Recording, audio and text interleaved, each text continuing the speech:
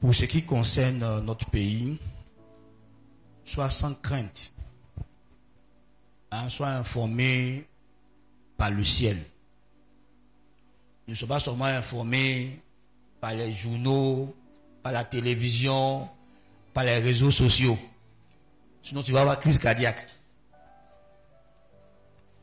Sois connecté entre les mains du Seigneur. Regarde à Christ, fais confiance à la main de Dieu. Souviens-toi que Proverbe 19, 22 dit que dans le cœur de l'homme, il y a beaucoup de projets, mais c'est le plan de Dieu qui s'accomplira. Et comprends que Dieu est en train d'exécuter son plan sans tenir compte de toi. Donc sois serein et continue de prier pour ta nation. C'est Dieu qui délivre, c'est Dieu qui donne la paix et il le fera certainement.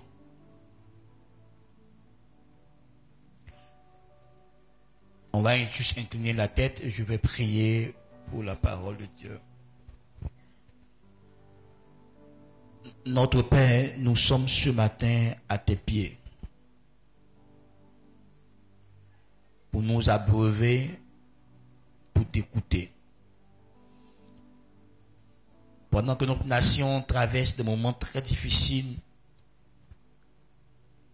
et qu'il y a toutes sortes de voix qui s'élèvent, toutes sortes de pensées qui circulent, nous voulons nous réfugier en toi, notre Père. Donne-nous des paroles qui vont nous apaiser, donne-nous des paroles qui vont nous rassurer. Dieu, ôte en nous tout ce qui est peur, tout ce qui est frayeur. Parle-nous ce matin, instruis-nous et fortifie notre foi et que notre foi ne faiblisse point dans ces épreuves, mais que nous tenons ferme dans ces contradictions, dans le nom de Jésus-Christ. Dieu, nous savons que tu es vrai, nous savons que tu détiens la vérité, nous savons que tu es réel, nous savons que tu sais toutes choses. Et nous voulons nous appuyer sur toi dans ces temps difficiles. Alors nous sommes venus dans ta présence pour nous recueillir, pour nous ressourcer, afin de recevoir de toi la force pour affronter toutes choses. Comme c'est dit dans la parole de Dieu en Philippiens 4, 13, je puis tout par celui qui me fortifie. Seigneur, fortifie-nous de l'intérieur, puissamment par le Saint-Esprit qui vit en nous. Donne-nous de ne point vaciller. Donne-nous de ne point douter de ta présence, de ta toute-puissance, de ta seigneurie. Donne-nous de croire en ton règne jusqu'au bout, Seigneur. Donne-nous de nous confier en toi. Merci d'être au contrôle et merci de nous apporter l'éclairage, la lumière, de nous fortifier, de nous parler. Au nom de Jésus. Amen. Gloire à Dieu.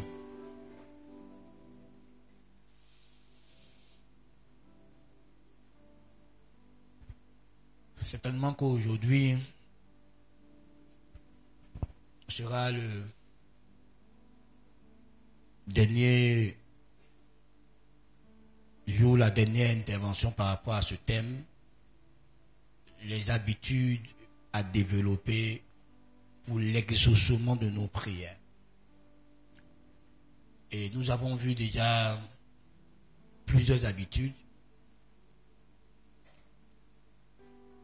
Les habitudes que nous avons vues le dimanche passé, nous avons parlé de la persévérance dans la prière, le fait de tenir ferme dans la prière, le fait d'être constant dans la prière si on veut être exaucé.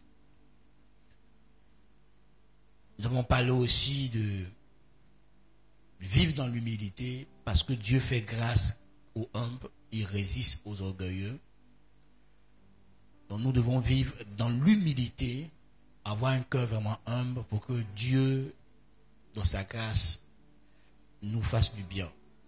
Nous devons apprendre quotidiennement à nous humilier sous la puissante main de Dieu pour que Dieu nous fasse grâce. Nous avons aussi parlé du fait qu'il faut demeurer dans la paix.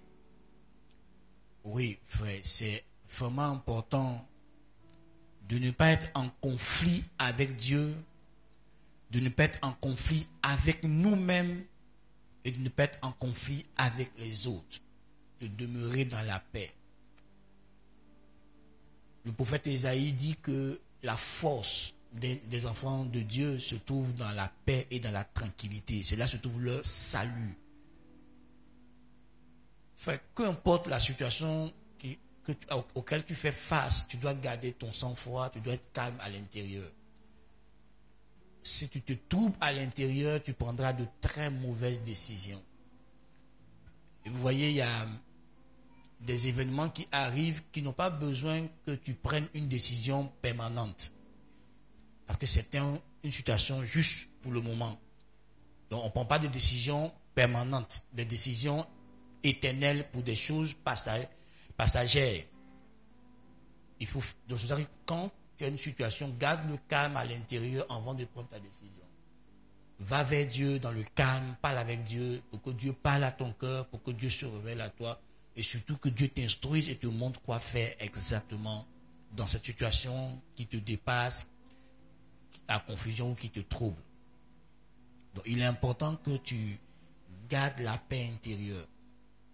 Ne permets pas aux circonstances extérieures de toucher ta paix intérieure. Vous voyez, dans le prophétique, pour mieux entendre la voix de Dieu, il faut que tu aies un silence à l'intérieur. Il faut qu'à l'intérieur, tu sois dans un calme. Il ne faut pas que tes pensées s'agitent de toutes parts, tes émotions courent ici, sautent ici, non. Et ce sera difficile dans les troubles à l'intérieur d'entendre la voix de Dieu. Donc il faut travailler avec le Saint-Esprit. Il faut permettre au Saint-Esprit de produire à l'intérieur de toi une paix profonde. Oui, frère.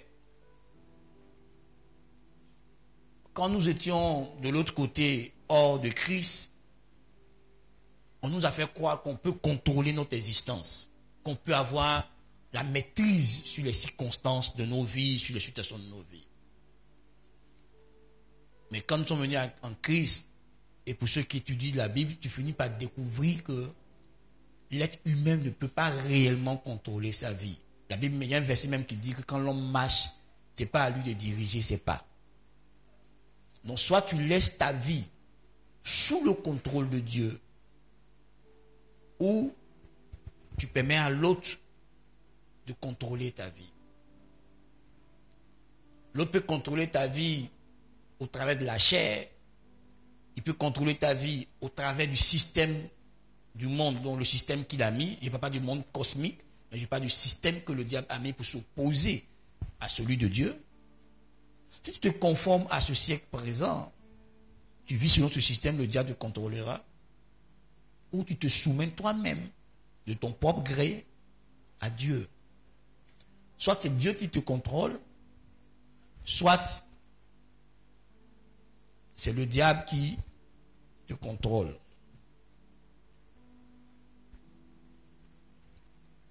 Est-ce qu'on se comprend?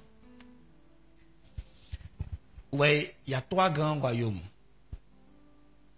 Il y a un royaume visible, qui est le royaume terrestre, le royaume humain. Et il y a 2 royaumes invisibles. Je ne suis pas en train de dire que le royaume de Satan et le royaume de Dieu sont en égalité, c'est impossible. Mais il y a le royaume de Satan. Il y a l'univers où Satan règne avec ses sujets, les démons.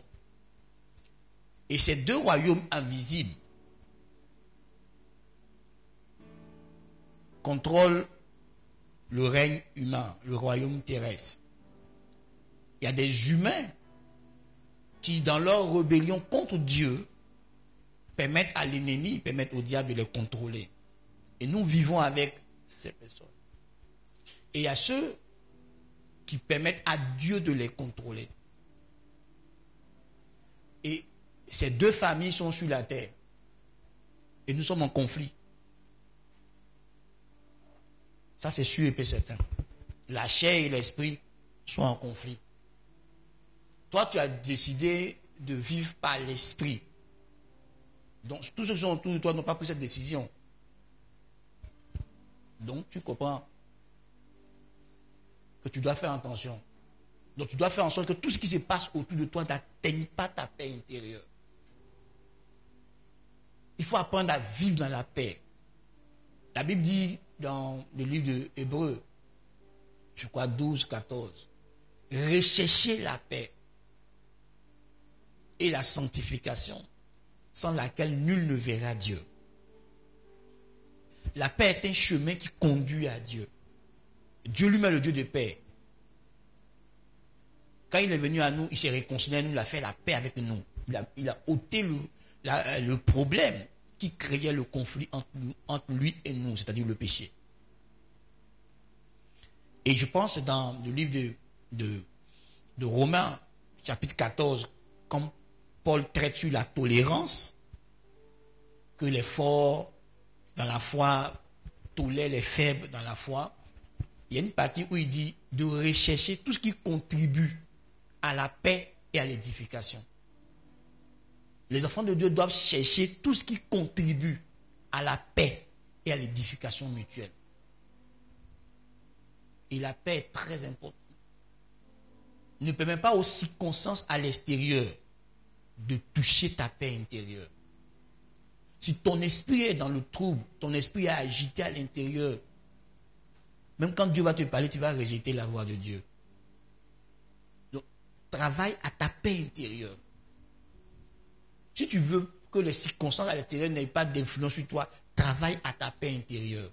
Que ton monde intérieur soit soumis au règne de Dieu, au règne du Saint-Esprit.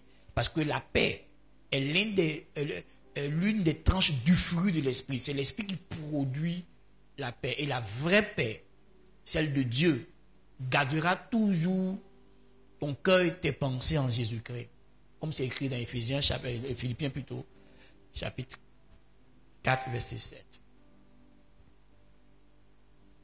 Alors nous allons continuer aujourd'hui. Et peut-être par la grâce de Dieu achever. Quand nous lisons dans le livre d'Éphésiens chapitre 6, verset 18, Éphésiens chapitre 6, verset 18, il y a une habitude que l'apôtre Paul nous conseille. Une habitude que l'apôtre Paul nous conseille, que chaque croyant ici doit développer. Je lis la parole de Dieu. Éphésiens chapitre 6, verset 18 dit: faites en tout temps, par l'esprit, toutes sortes de prières et de supplications. Veillez à cela avec une entière persévérance et priez pour tous les saints. Amen. Gloire à Dieu. Vous voyez, ce verset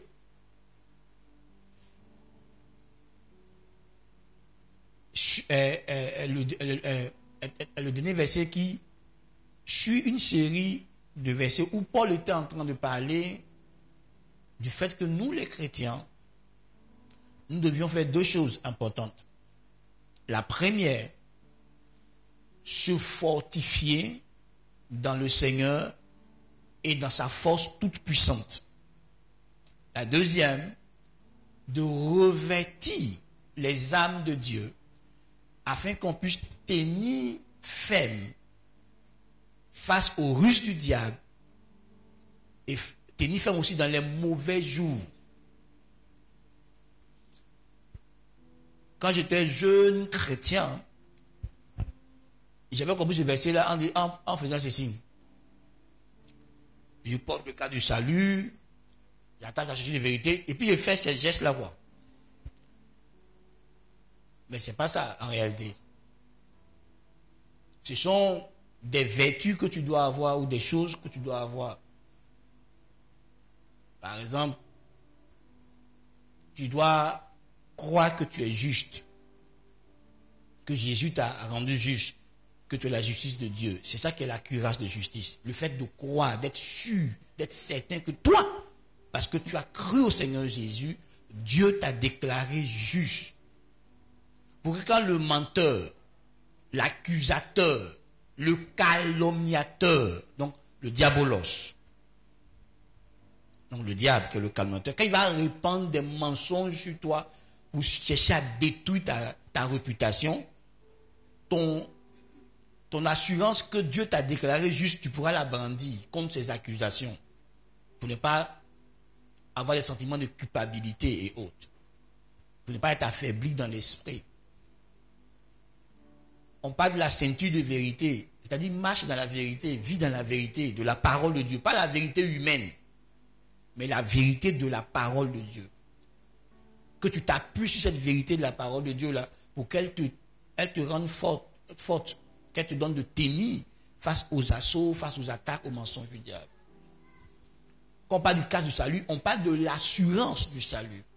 Le fait que tu es sauvé, il faut que tu sois certain. Pendant que tu es dans la peau humaine là, tu vis sur cette terre là, tu dois être certain à l'intérieur, être totalement convaincu que si tes yeux se fermaient dans ce monde, elles s'ouvriraient dans le monde de Dieu, dans le royaume de Dieu. Donc il faut avoir l'assurance de ton salut, l'assurance que tu es sauvé. Cette assurance-là protège tes pensées. Or la bataille spirituelle, c'est dans les pensées. Donc si toi-même tu n'es pas sûr que tu es enfant de Dieu, comment tu vas t'approcher du trône de la grâce pour recevoir le secours divin quand il faut? Il y a plein de chrétiens qui vivent, mais qui ne sont même pas sûrs que si tout de suite là, il meurt, il sera avec Dieu. Tu dois avoir l'assurance de ton salut. Tu dois avoir l'assurance de ton salut. Tu dois être zélé pour Dieu. Tu dois avoir un zèle. On dit porte les chaussures du zèle de l'évangile. Donc tu dois être zélé pour Dieu, pour proclamer l'évangile, pour vivre l'évangile, pour être un témoin de l'évangile. Ce n'est pas une chaussure physique que tu vas porter dans tes pieds. C'est vrai que Paul utilisait l'image des soldats romains pour expliquer des vérités spirituelles profondes. Donc tu vois, quand tu n'es pas zélé pour les choses de Dieu, quand tu ne sais pas Dieu avec zèle et ferveur spirituellement, tu t'affaiblis, il y a une de tes âmes que tu n'as pas portée. Et ça sera difficile de tenir face aux ruses du diable. Et la Bible dit de prendre le bouclier de la foi. Ce n'est pas un bouclier humain, ce n'est pas un bouclier physique, c'est ta foi. Et ta foi est censée être un bouclier pour toi. Et la Bible dit par-dessus tout de prendre le bouclier de la foi. Et si tu prends 1 Pierre, chapitre 5, verset 9, tu verras que la Bible dit résistez-lui avec une foi ferme. On ne résiste pas au diable autrement. On résiste au diable avec une foi solide, une foi en la personne de Jésus-Christ et dans l'évangile. C'est notre foi dans l'évangile, notre foi dans la mort de Jésus, dans sa résurrection, qui établit notre victoire sur le royaume des ténèbres. Tu ne peux pas être victorieux autrement qu'en plaçant ta foi en Dieu. Donc, c'est à toi de travailler pour bâtir une forteresse de foi. Et le Saint-Esprit est là pour t'aider à avoir une foi solide, une foi inébranlable, une foi qu'aucune circonstance ne peut ébranler. Et c'est cette foi-là qui te permettra de tenir ferme dans les moments difficiles, dans les moments de contradiction. Cette foi qui te permettra de tenir ferme. C'est cette foi qui a permis à Abraham de tenir ferme jusqu'à ce qu'il ait Isaac. Oui, la Bible dit que nous sommes prospères à tous égards. Mais en réalité, tu vois que ce que tu vis et ce que la Bible dit, ça ne va pas ensemble. Comment tu vas tenir ferme jusqu'à ce que ce que la Bible dit devienne une réalité de ta vie là? C'est au travers de ta foi. La Bible dit que par les multitudes de Christ, nous sommes guéris. Mais il y a des moments où on a des problèmes de santé. On a comment tenir ferme dans la foi jusqu'à ce que la guérison divine devienne quelque chose d'effectif dans ma vie. Et donc tu as besoin de ta foi pour les mauvais jours, pour les ruses du diable, pour les mensonges du diable. Sans ta foi, tu ne peux pas tenir face à l'ennemi. Et tu vois, l'Esprit de Dieu a besoin que tu sois versé dans les Écritures, dans les Saintes Écritures. Parce que l'épée de l'Esprit, l'âme de l'Esprit de Dieu, c'est la parole. Donc si tu es vide de la parole de Dieu, tu vois, ce n'est pas possible. Tu dois être rempli de la parole de Dieu. C'est ça que tu dois méditer tous les jours. La méditation, ce n'est pas quelque chose qu'il faut faire de manière facultative ou au passage. La Bible dit de le faire jour et nuit. Donc tu dois t'efforcer tous les jours de méditer la parole de Dieu. Et quand tu médites la parole de Dieu, ne sois pas un auditeur oublieux. Mets la parole de Dieu en pratique. C'est là que tu es en train de donner à ta vie de solides fondations. C'est en écoutant la parole de Dieu, en la mettant en pratique, que tu es en train de bâtir ta vie sur le roc, ta vie sur des solides fondations. Et quand viendra la tempête, quand viendra la pluie, quand viendra les épreuves, ta vie va résister parce qu'elle est bâtie sur la parole de Dieu. Frère, si tu n'es pas en train de développer, de t'enraciner dans l'amour de Dieu, de t'enraciner dans la parole de Dieu, quand les épreuves viendront, que tu veuilles ou non, elles vont t'emporter. C'est Jésus qui l'a dit. Il dit un homme qui écoute la parole de Dieu et la met en pratique est comme un homme qui, avant de bâtir sa maison, a fait la fondation, a creusé. Et quand les tempêtes viennent, cette maison-là résiste. Mais celui qui écoute la parole de Dieu, qui ne la met pas en pratique, il est comme un homme insensé qui a bâti sa maison sans fondation. Et quand la tempête vient, quand le vent vient, quand la pluie vient, sa maison ne résiste pas. Frère, tu ne peux pas être solide autrement qu'en gardant la parole de Dieu dans ton cœur. Je t'ai déjà dit, je répéterai toujours, les épreuves font partie de la vie. Les épreuves ne cesseront jamais. Peu importe le niveau de gloire financier et matériel dans lequel tu vas te trouver un jour, les épreuves continueront. Peu importe le niveau de gloire matrimoniale dans lequel tu seras, les épreuves continueront. Donc, il faut t'enraciner dans la parole de Dieu. Là, au moment opportun, tu auras des outils, des armes pour combattre, des armes pour t'auto-défendre, mais des armes pour faire de l'offensif face à l'ennemi. Si tu n'as pas tes armes, frère, tu t'affaiblis. Et Paul dit maintenant, par-dessus tout ça là, il dit faites. Faites en tout temps. Faites-en en tout temps. Par l'esprit. Toutes sortes de prières et de supplications. Et il dit encore, veillez-y avec une entière persévérance. Quel est le principe ou même l'habitude qu'on veut développer ici? C'est fait par l'esprit. Toutes sortes de prières. Donc, priez par l'esprit. Priez par l'esprit de Dieu. Priez par l'esprit. Donc, Paul dit, priez par l'esprit de Dieu. En tout temps, en tout moment, en toute saison, en toute période, en toute circonstance, priez par l'esprit de Dieu. Faites des supplications, faites des invocations, implorez Dieu par son esprit. Donc, c'est pas que je prie ce matin par l'esprit, à midi je prie comme je veux par la chair, après je prie encore par l'esprit. Non, la Bible dit en tout moment que tu pries, que ce soit par l'esprit. En tout moment, en tout temps, en toute saison, en toute période, en toute circonstance où tu te mets à prier, que tu sois sûr que c'est par l'esprit de Dieu que tu pries. Prier par l'esprit veut dire quoi?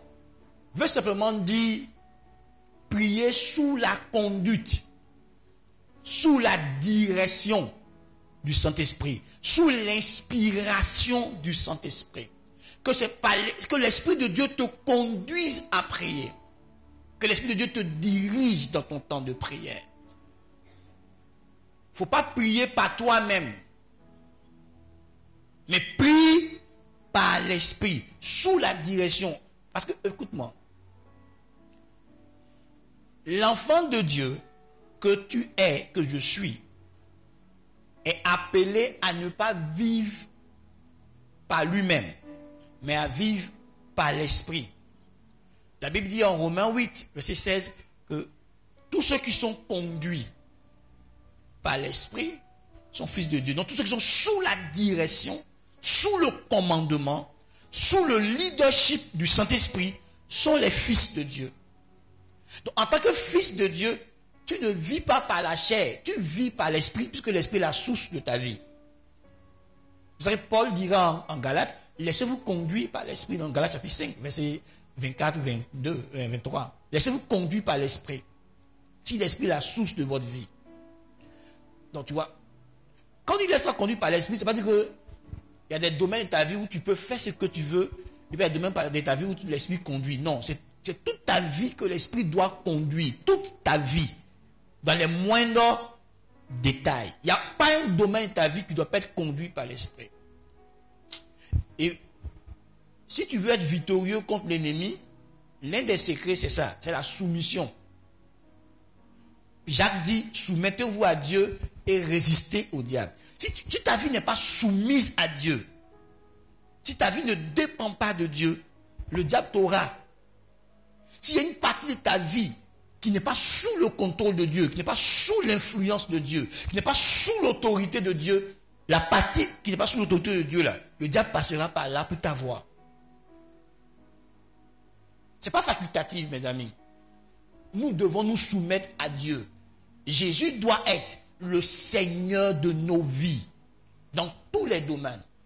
Et on doit le laisser nous conduire, nous diriger. C'est avantageux pour nous que nos vies soient sous le contrôle de Dieu. C'est là qu'on est sous la protection divine. Dieu ne veut pas une partie de ta vie, il veut ta vie entièrement. Si tu laisses une partie de ta vie hors contrôle de Dieu, cette partie-là va te causer des torts. Parce que l'ennemi va exploiter la partie qui n'est pas sous le contrôle de Dieu pour détruire ta vie. Frère, c'est à toi de comprendre qu'il est avantageux pour toi, qu'il est profitable pour toi, qu'il est bien pour toi, que Dieu ait le contrôle sur ta vie. Dieu ne va pas s'imposer à toi. Dieu veut que tu le reconnaisses comme l'autorité et que tu lui fasses volontairement allégeance. Et c'est quand tu te soumets à Dieu que tu reçois de Dieu la force qu'il faut pour vaincre l'ennemi. Il ne faut pas croire, comme Pierre a osé le croire, que par tes propres moyens, par tes propres forces, tu peux vaincre l'ennemi. Quand Jésus annonçait à Pierre que le diable a réclamé lui et ses condisciples, les autres apôtres, pour les cribler comme du froment, et que Pierre risque de le renier avant que le corps ne chante là. Pierre a dit non. Il comptait sur ses forces. Jésus lui a dit, moi j'ai déjà intercédé pour toi. J'ai déjà porté ton fardeau. J'ai déjà fait des prières prophétiques pour que quand ça va arriver, tu aies la capacité de résister au diable. Et quand tu vas venir et que tu seras affermi, tu seras mature, aide les autres à maturer. Pierre pouvait tenir ce propos parce qu'il était immature. Ceux qui grandissent dans la spiritualité, ceux qui grandissent dans leur relation avec Dieu, dans la communion avec Dieu, découvrent que sans Dieu, ils ne peuvent rien. Si tu vois quelqu'un tenir des propos que lui peut s'en sortir sans Dieu, c'est parce qu'il est encore un bébé spirituel, il est encore immature. Mais quand tu grandis, tu te rends compte que sans Dieu, tu ne peux rien. Parce que la source de ta vie, c'est Dieu. C'est lui qui donne la force pour toutes choses. Donc tu apprendras à t'abandonner entièrement. Quand quelqu'un veut encore contrôler sa propre vie, il veut encore décider de par lui-même, malgré qu'il est chrétien, c'est parce qu'il est encore immature. Quand tu es mature, tu sais que le meilleur choix à faire, c'est de laisser Dieu te conduire. C'est de laisser Dieu te diriger dans tous les domaines de ta vie. C'est pour ça que vous voyez, quand tu lis Romains 8,16 dans la version originale, où on parle des fils de Dieu, le mot grec dit huios. Or, huios, ce sont des personnes qui sont parvenues à un certain niveau de maturité. On dit ceux-là, ils sont conduits par l'Esprit. Pourquoi? Parce que ceux qui grandissent savent que sans le Saint-Esprit, ils ne peuvent rien faire. Sans Dieu, ils ne peuvent rien faire. Que toute leur capacité leur vient de Dieu. Toute leur force leur vient de Dieu. Donc ils s'abandonnent à Dieu et ils laissent Dieu les conduire. Donc même dans leur vie de prière, Dieu est le maître là-bas. Et tu vois, écoute-moi.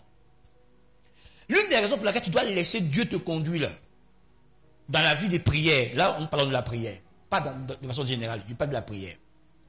Dans la prière, la Bible dit que toi et moi, nous ne savons pas demander ce qui convient. Allons-y, Antoine, prends-moi Romains 8, 26, 27. Toi et moi, nous ne savons pas demander ce qu'il convient. Romains 8, 26, 27. Nous lisons Romains chapitre 8, verset 26 à 27. De même, aussi, l'Esprit nous aide dans notre faiblesse. Car nous ne savons pas ce qu'il nous convient de demander dans nos prières. Vous voyez non?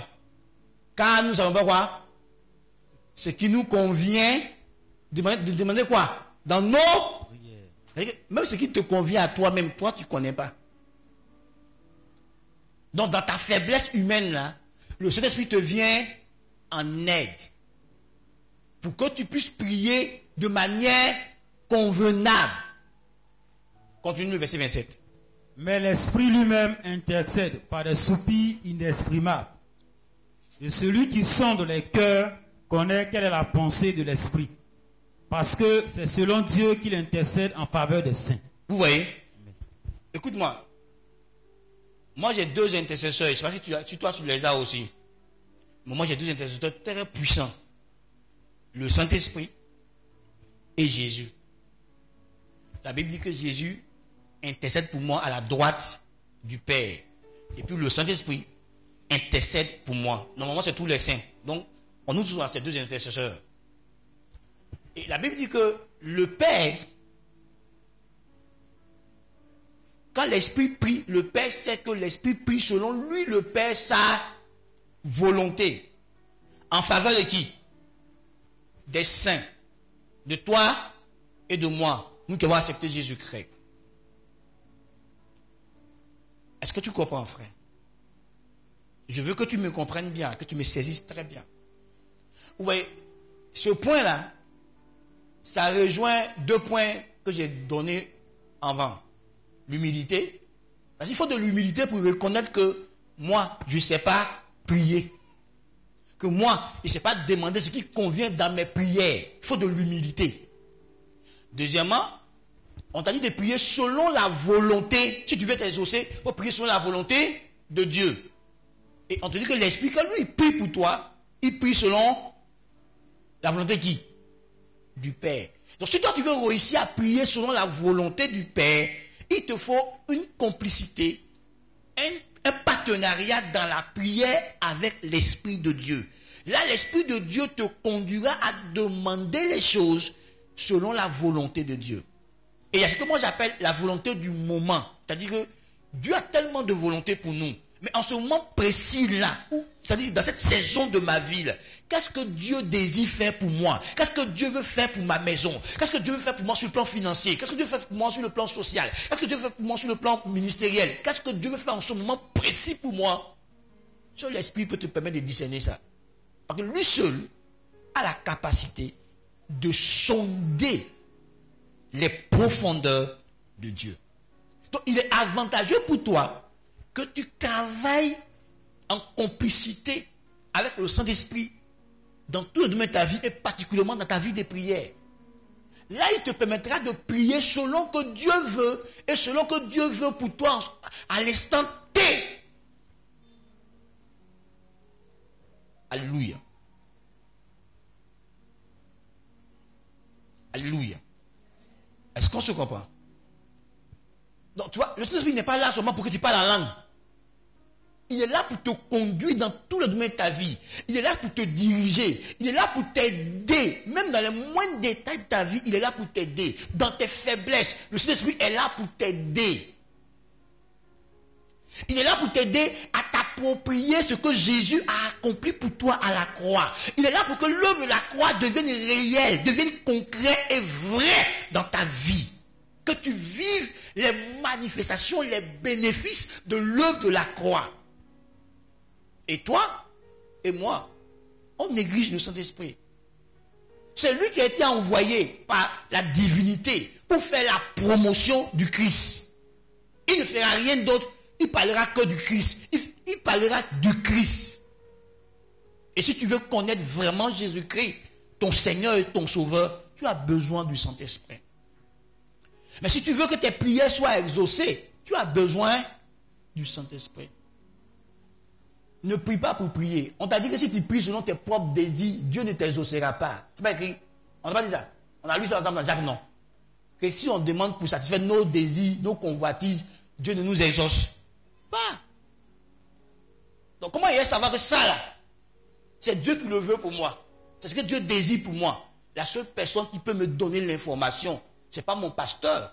C'est le Saint-Esprit qui va me montrer ça dans la parole de Dieu. Alléluia. Donc apprenons à prier par l'Esprit.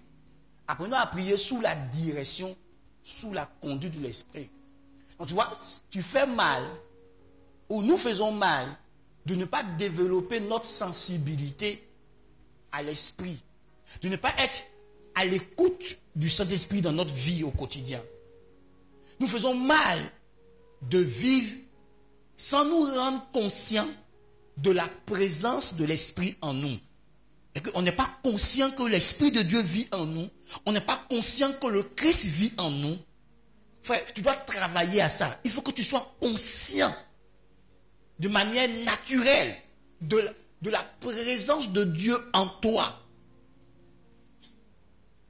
Tu dois en être conscient que peu importe où je suis, le Saint-Esprit est là avec moi parce qu'il vit en moi, il est en moi. Donc quand il y a une situation devant moi, je peux, là où j'ai arrêté, dans mon cœur, dans mon esprit, demander au Saint-Esprit, qu'est-ce que je fais face à cette situation? On doit prendre l'habitude de régulièrement, quotidiennement, à tout instant, parler à l'Esprit. Parce qu'il est en nous. Tu dois t'habituer à parler à l'Esprit. Ou si tu veux, tu dois t'habituer à converser avec lui, à parler avec lui, à échanger constamment avec lui. Puisque c'est lui qui a été mandaté par Dieu pour te conduire, pour te mener, pour te guider, pour te diriger. Donc comment se fait-il que toi, celui qui est mandaté, celui qui est autorisé, celui qui a le mandat de Dieu pour te conduire, tu n'es pas en contact continuel avec lui? Tu ne cherches pas à le connaître. Et dans l'église, il y a une doctrine qui est mal comprise, c'est la doctrine du Saint-Esprit. Les chrétiens ne savent pas qui est le Saint-Esprit. Les chrétiens ne connaissent pas le Saint-Esprit. Les chrétiens ne savent pas bénéficier du ministère de l'Esprit dans leur vie. Pourtant, il est là pour leur rendre ministère. Il est là pour les aider. Nous sommes combien qui bénéficions de l'aide de l'Esprit réellement au quotidien? Que ce soit dans nos combats spirituels, dans nos luttes intérieures, dans nos choix, dans nos décisions. Nous sommes combien qui bénéficions du ministère de l'Esprit pour prendre de bonnes décisions, pour faire de bons choix, pour avoir de bonnes conduites, pour avoir de bonnes réactions, pour poser les actes qu'il faut devant les situations. Nous sommes combien qui bénéficions réellement de l'Esprit? Est-ce que Jésus était menteur? Jésus dit qu'il est avantageux pour toi et moi que lui parte et qu'il prie le Père pour que le Père envoie un autre consolateur, le Saint-Esprit. On dit qu'il est avantageux, il est profitable pour toi et moi que le Saint-Esprit soit là. Mais que le Saint-Esprit est là et qu'il est en moi et je ne profite pas, je ne bénéficie pas de la présence de Dieu, de ce précieux don que Dieu m'a fait, le don du Saint-Esprit. Cet esprit que Dieu chérit tant, il te l'a donné, il t'a fait don de son esprit. Et l'esprit est dans ta vie et tu n'es pas en train de vivre le royaume parce que toi, tu le laisses, tu le négliges. Tu l'attristes. Nous sommes combien qui connaissons les désirs du Saint-Esprit? Quand le Saint-Esprit met ses désirs dans notre esprit, nous sommes combien qui réussissons à discerner parfaitement, correctement les désirs de l'esprit? Nous sommes combien qui réussissons à discerner la voix de l'esprit? Quand l'esprit nous parle, quand l'esprit nous pousse à faire des choses, quand l'esprit nous incite à faire des choses, nous sommes combien qui le reconnaissons pour nous soumettre à l'esprit, pour couler dans l'onction, pour couler dans le mouvement de l'esprit? Nous sommes combien? Que l'Esprit nous montre une direction à suivre. Nous sommes combien qui réussissons à capter, à discerner, à reconnaître que le chemin-ci est le chemin que l'Esprit de Dieu veut que j'emprunte.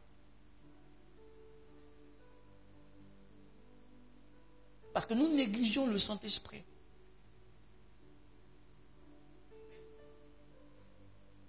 Nous ne prenons pas soin du Saint-Esprit. Mais tu ne pourras pas adorer Jésus convenablement sans le Saint-Esprit. Tu ne pourras pas servir Jésus convenablement sans le Saint-Esprit. Tu ne pourras pas être efficace en tant que témoin de Christ sans le Saint-Esprit. Tu ne veux pas vivre une vie de prière fructueuse sans le Saint-Esprit. Frère, ne nous mentons pas à nous-mêmes. Descendons un peu de nos piédestals et allons nous soumettre au Saint-Esprit. Il est en toi. Depuis que tu as reçu Jésus, il est en toi. Mais est-ce que tu l'écoutes? Est-ce que tu le laisses t'instruire, te parler? Parce que tu vois, celui qui produit la liberté, c'est le Saint-Esprit. Il te fera connaître la vérité. Puis cette vérité-là va te rendre libre.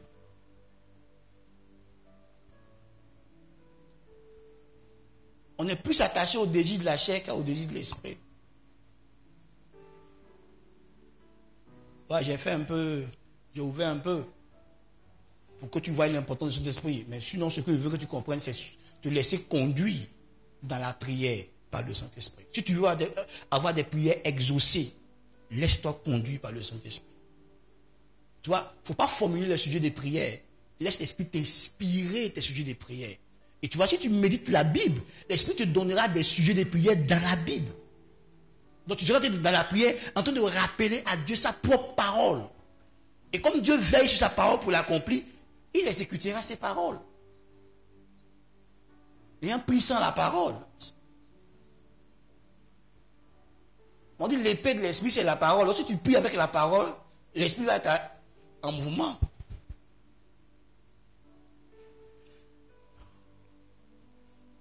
Ok.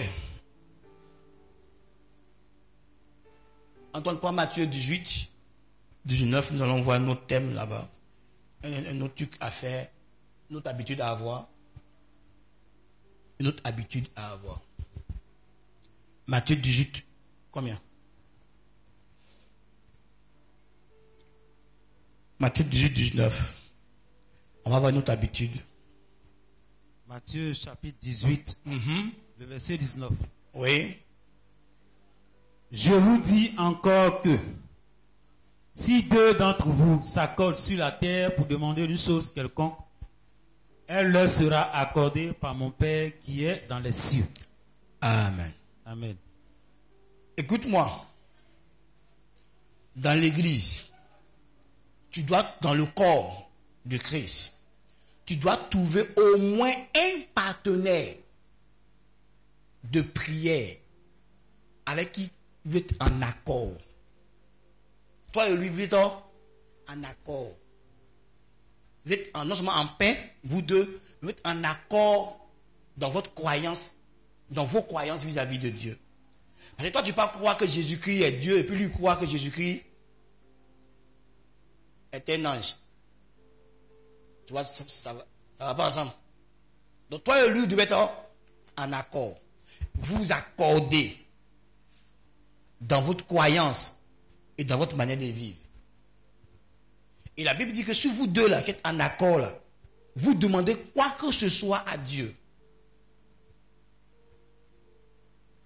Dieu le fera. Normalement, si tu es marié, tu dois être en accord. Ton premier partenaire de prière, ça doit être ta femme ou ton mari. Et dans l'église, tu peux trouver un frère, une soeur avec qui vous aurez l'habitude de prier ensemble, l'un pour l'autre. C'est l'un des secrets de l'exaucement. Sur toi, mais c'est bon encore. La corde à 3 fils là, est difficile d'être rompue. Donc ne vous associez pas pour vous associer. Si tu veux mettre ce point que Dieu te dit en pratique, il ne faut pas choisir quelqu'un avec tes yeux humains, charnels. Il faut prendre le temps de prier Dieu pour que Dieu t'aide à détecter dans l'église, dans le corps, quelqu'un avec qui tu peux prier ensemble. Un associé, un partenaire de prière. Donc demande au Seigneur de te connecter à quelqu'un qui sera ton partenaire ou ta partenaire de prière. Vous priez ensemble. Vous priez l'un ou l'autre. Vous priez ensemble. Dans des moments difficiles, ou quand tu as des besoins, ou quand tu fais face à des challenges, tu appelles ton partenaire de prière. Et puis, vous faites des temps de prière ensemble. Ou moi, tu lui confies ton sujet et ce partenaire-là, vraiment, il sera à genoux, intercédant pour toi, que tu sois présent ou pas. Mais c'est ton partenaire de prière. C'est quelqu'un qui porte ton fardeau. Et toi aussi, tu portes son fardeau. Vous portez mutuellement vos fardeaux dans la prière. Vous vous associez ensemble pour prier. C'est l'un des secrets de l'exaucement. Avoir un partenaire de prière.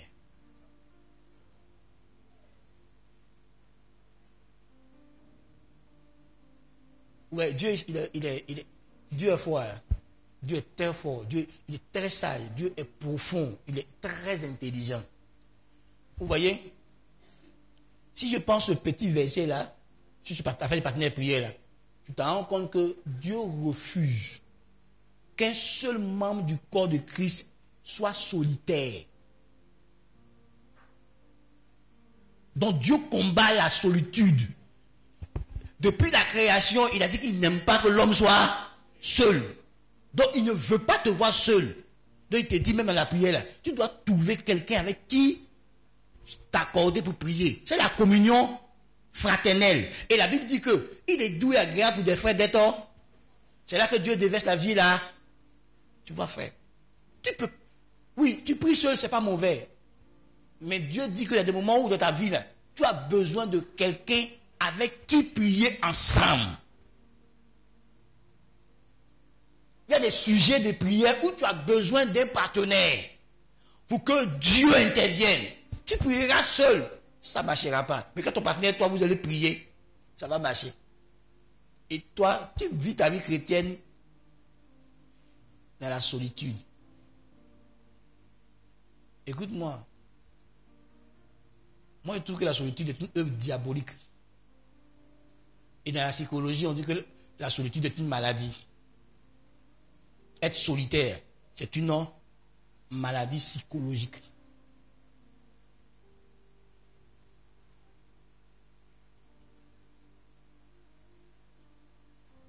C'est pas mauvais de faire des choses seul, mais la Bible même dit que deux valeurs.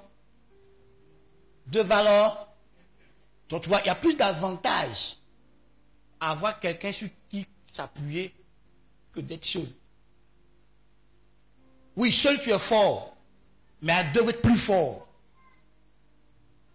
Seul tu es fort, mais à deux vous êtes plus fort.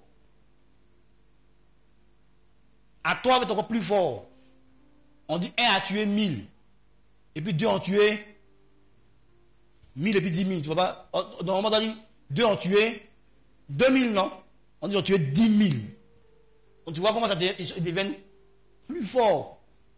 Tu es plus puissant quand tu es quelqu'un. Mais on ne s'associe pas à tout le monde, quoi. Il faut être sûr que la personne qui t'associe là, toi et lui, vous partagez la même vision. Il y a des choses que vous avez en commun. Sinon, si vous n'avez rien en commun, la guerre avec là. 2 visions, ça fait division. Alléluia. Que Dieu nous aide ce matin. Je prie que Dieu t'aide à trouver ton partenaire de prière en dehors de ton conjoint et ta conjointe, que Dieu t'aide à trouver un autre partenaire de prière.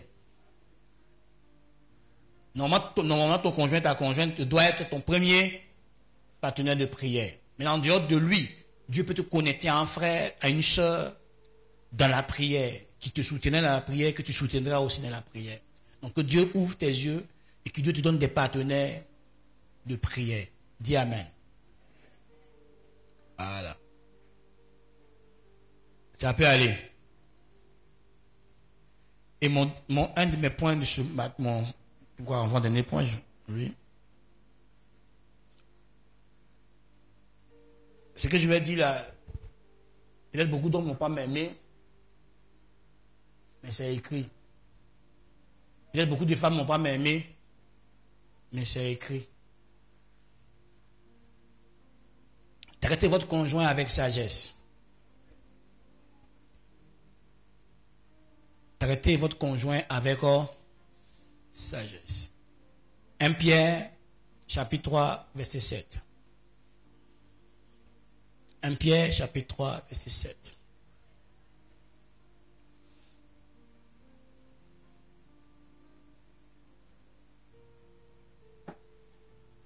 Nous lisons 1 Pierre chapitre 3, le verset 7.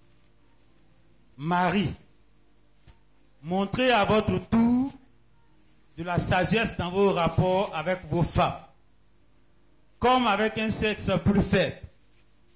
Honorez-les, comme devant aussi hériter avec vous de la grâce de la vie. Il en soit ainsi, afin que rien ne vienne faire obstacle à vos prières. Merci. Amen. Qu'il en soit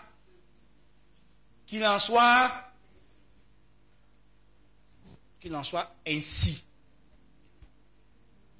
Comment? Que le mari montre de la sagesse dans ses rapports avec son conjoint et sa conjointe. Qu'il l'honore.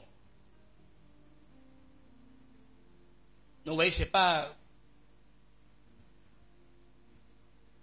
aux femmes seulement que Dieu demande d'honorer leur mari.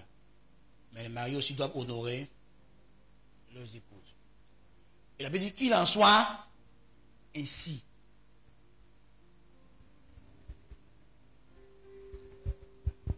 Vous voyez, il y a des événements dans la vie. Quand tu les traverses, quand tu les vis, ça t'ouvre l'intelligence, ça rend la révélation biblique plus vraie, plus profonde. Écoutez-moi les hommes.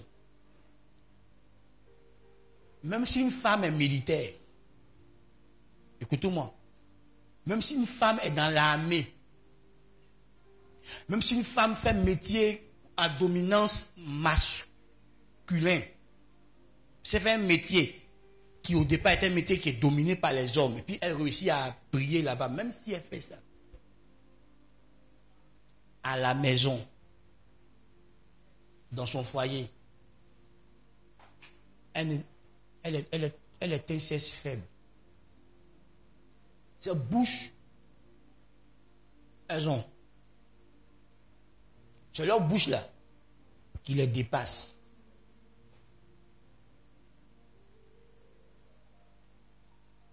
De façon naturelle, les hommes sont forts à un niveau élevé. Ce n'est pas quelqu'un qui dit ça. C'est Dieu qui a dit ça. Il dit parce que vous êtes forts. Traitez vos femmes avec sagesse. Parce que ce sont des sexes faibles. C'est écrit ou c'est pas écrit? Elles sont très vulnérables. Parce que les femmes, en général, sont émotives. C'est leurs émotions là qui partent vite en bride.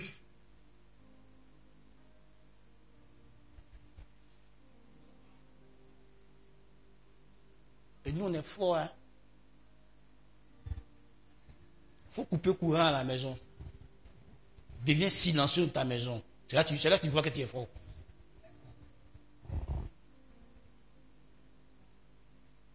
Quand tu deviens silencieux, elle ne supporte pas ça. Bouche et fond là. Coupe courant. Reste calme dans ton coin. Elle n'a qu'à sauter, puis toi tu es calme. Elle est paniquée, elle est troublée. Écoute-moi frère. Je t'encourage ce matin là de ne pas suivre ta femme qu'elle bavarde.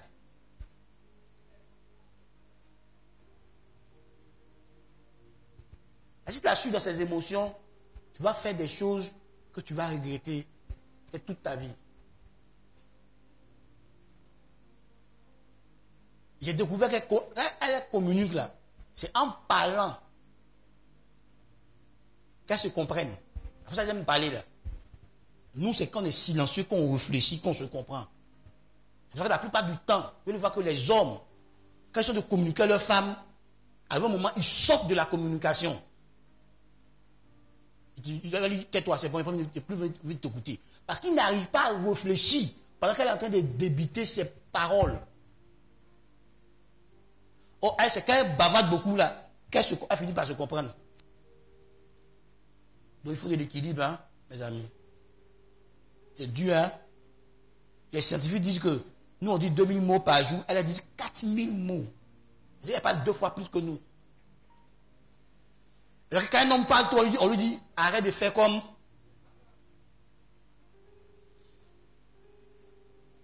Enfin, écoute-moi.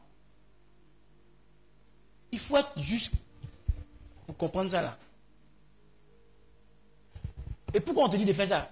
On dit afin que rien ne vienne faire obstacle à ta prière.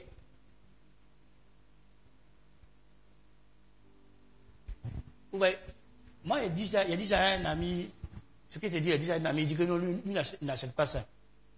Et lui a dit que tout ce qui arrive dans ta maison, en bien ou en mal, tu es responsable. Il dit non, lui ne peut pas accepter ça. Il dit, ah, c'est une fuite de responsabilité. Dieu t'a établi comme le chef de la maison, le leader de la maison. Et tout ce qui arrive dans ta maison, tu es responsable en tant que leader. En bien ou en mal.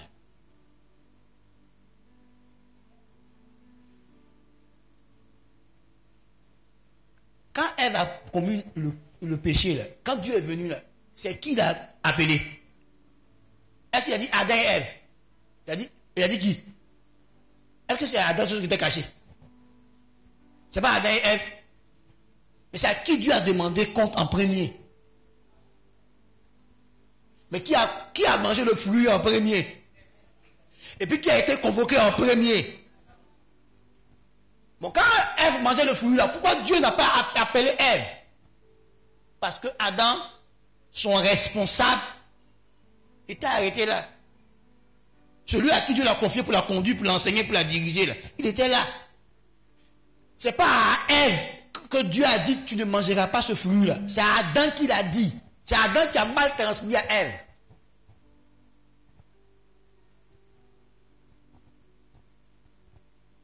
Je te ferai un séminaire dessus. J'ai invité que les hommes, puis je leur parlais du silence coupable des hommes. Souvent les hommes, comme on veut la paix, femme est en train de bavarder, puis on dit, tu as raison. Parce qu'on veut la paix.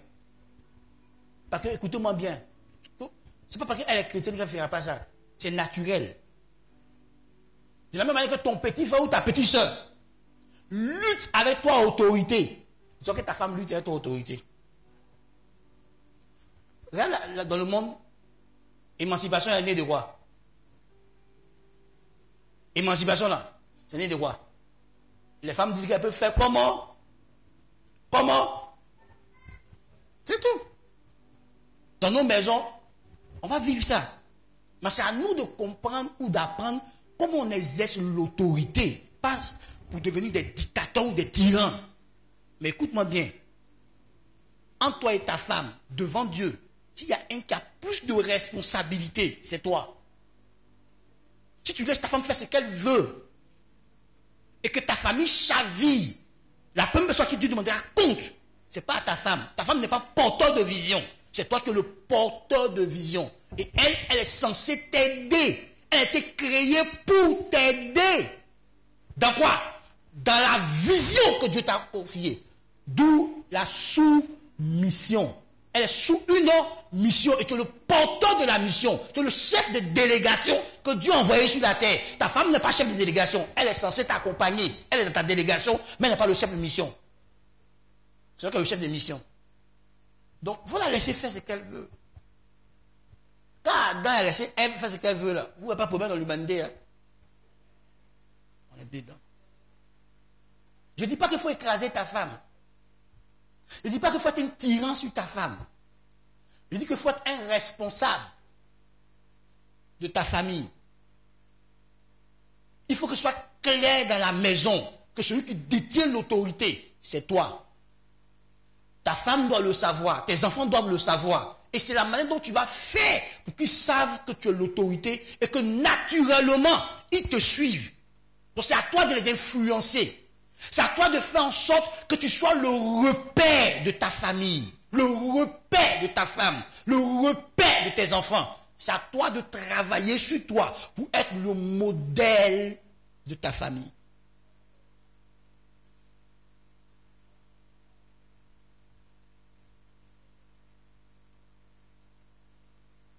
Il ne faut pas croire ce que tu crois là. Il faut croire la Bible.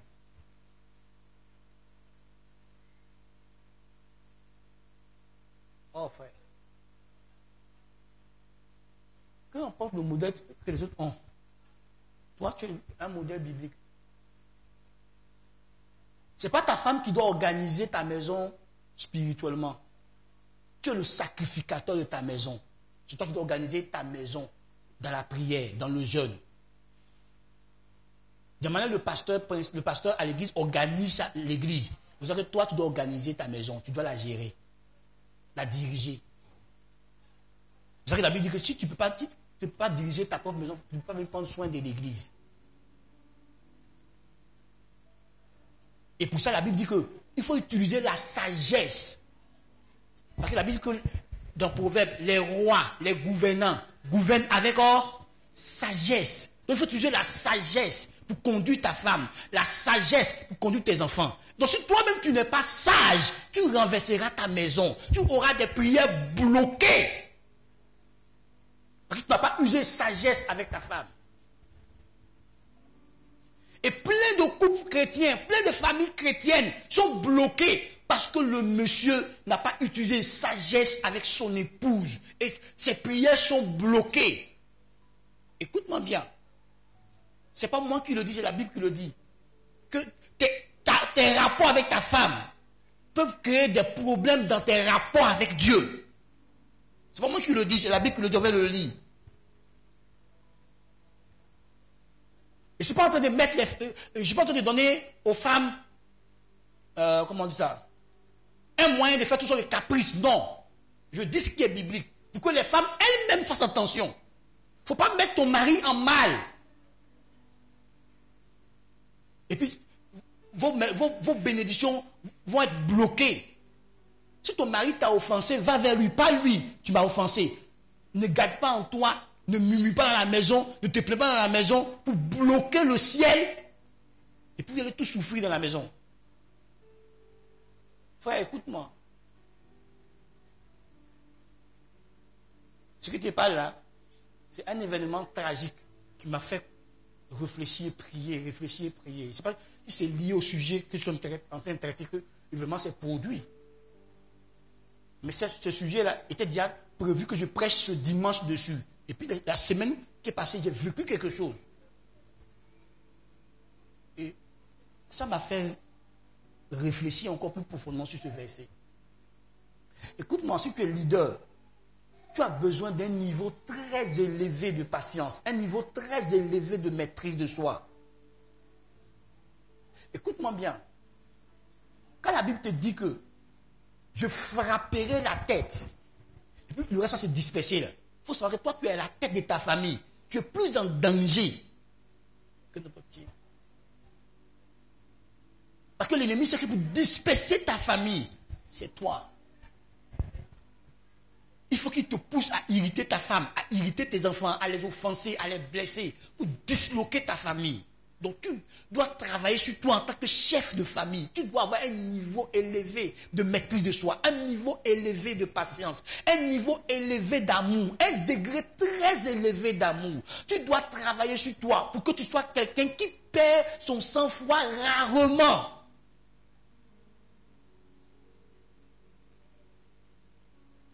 Tu dois être quelqu'un d'autodiscipliné, quelqu'un de droit dans tes bottes. Tu dois être le modèle de tes enfants, le modèle de ta maison, en parole, en conduite. Tu ne peux pas te permettre de faire quoi que ce soit parce qu'on te copie, on t'imite. Ce que tu es en train de donner comme réaction, tu apprends à ton fils, tu apprends à ta fille que c'est comme ça qu'on doit réagir dans sa maison. Frère, en tant qu'homme, la responsabilité est si lourde sur toi. Parce que le devenir de ta famille dépend aujourd'hui de l'éducation que tu donnes à ta famille. Et l'éducation que tu donnes à ta famille, c'est parce que tu dis dans ta bouche. Est-ce que tu incarnes les vérités vérité, les valeurs que tu incarnes dans tes faits et gestes, dans ton style de vie. C'est ça l'éducation que tu transmets à ta famille. Parce que tu dis de ta bouche, ce que tu es, ce que tu vis, ce que tu es. Si tu es un père attentionné, si tu es un père qui n'est pas attentionné, tu es en train d'apprendre à ta famille ça. Si tu es indiscipliné, tu es désordonné en tant que père, tu apprends à tes enfants le désordre. Il ne faut pas t'amuser à ta responsabilité de père, de chef de famille. Et Dieu te demande de la sagesse. Oh, la sagesse, c'est l'art de savoir faire les choses, l'art de savoir dire les choses, l'art de savoir agir au bon moment. Donc, tu dois savoir dire ce que tu as à dire à tes enfants. Ce que tu as à dire. Oui, tu peux les reprendre, mais tu les réponds comment? Tu les corriges comment? C'est ça qu'il s'agit. Est-ce que tu es en train d'abuser de ton autorité? Comment tu es? La Bible dit qu'il faut le faire avec sagesse. Traite ta femme avec sagesse. Pour que rien ne vienne faire obstacle à tes prières. Frère, quittons dans l'esprit de macho. Ça ne va pas arranger ta maison. Sois plus conscient de ta responsabilité de chef de famille et développe la sagesse. Or, si tu veux la sagesse, tu devras aller vers celui qui donne la sagesse. Dieu. Si tu veux devenir un bon chef de famille, donc bon père et bon mari, même excellent mari, excellent père, tu as besoin d'une communion profonde avec Dieu pour que Dieu te conduise. Parce que, écoute-moi frère, le niveau de stress qu'un homme vit est tellement élevé parce que toute la charge familiale repose sur toi. Vous voyez, en Chine, les femmes sont plus dépressives. Pourquoi? Parce que j'ai découvert que là-bas, elles portent plus la charge que les hommes. Donc là-bas, la mortalité chez les femmes est plus élevée que pour les hommes. Dans d'autres pays, c'est les hommes. Si le loyer n'est pas payé, c'est toi. S'il n'y a pas mangé à la maison, c'est toi. Si les enfants ne sont pas partis à l'école, c'est toi. S'il y a funérailles, c'est toi. Quel besoin dont ils ont besoin, c'est toi. Et tu dois assumer ça. Écoute-moi, en même temps, on te demande de travailler dur. En même temps, on te réclame d'être présent. Mon mari n'est pas trop présent. Mon mari n'est pas trop attentionné. Mais il a travailler. Quand il rentre le soir, il est lessivé de fatigue. Si il a fait une semaine sans t'intéresser à sa femme, voici tollé. Il doit se surpasser de sa fatigue de la journée pour donner des soins à sa famille. S'il ne le fait pas, il a problème. Si on demande de l'argent et qu'il n'est pas capable de donner, il a problème. Il doit être toujours capable. C'est un super-héros. C'est un guichet automatique distributeur. Il ne doit jamais dire je n'ai pas l'argent. Le jour où il dit qu'il n'a pas l'argent, c'est problème il a eu.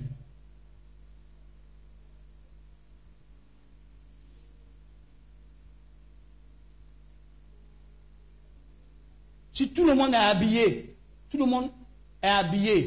et que lui n'est pas habillé, il n'y a pas de problème. Quand lui s'habille, il y a problème.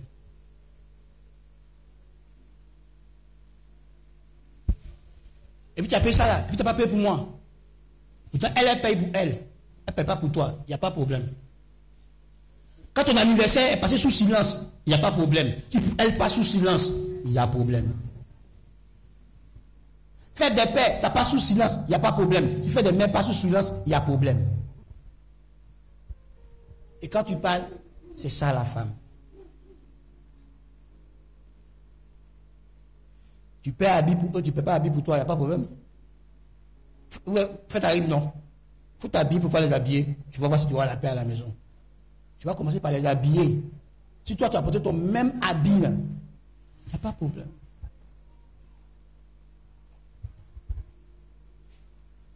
Si ton enfant est malade, que tu ne peux pas payer ordonnance, tu vas entendre ce que les gens vont dire autour de toi. Tu es quel genre de père? Et puis tu es assis là et tu ne fais rien. Ensuite que l'enfant meurt, ça commencera par sa maman elle-même. Ensuite les membres de sa famille contre toi. Comme si tu faisais exprès de ne pas avoir l'argent. Tu ne dois pas être dépassé par un événement. Tu dois être toujours à la hauteur. Dieu, écoute-moi, sans Dieu, tu peux faire ça? C'est impossible. Donc tous les hommes ici, là, allez chercher Dieu. Cherchez vraiment Dieu. Cherchez Dieu pour que Dieu vous aide. Écoute-moi.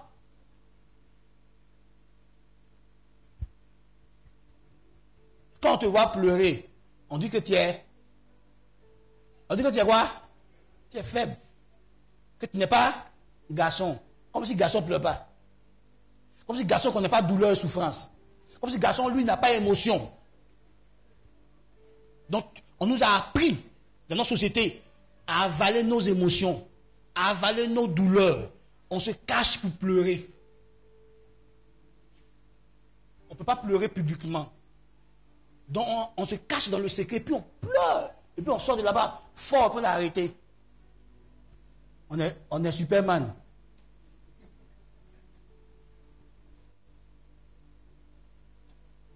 Mais si elle pleure, c'est normal.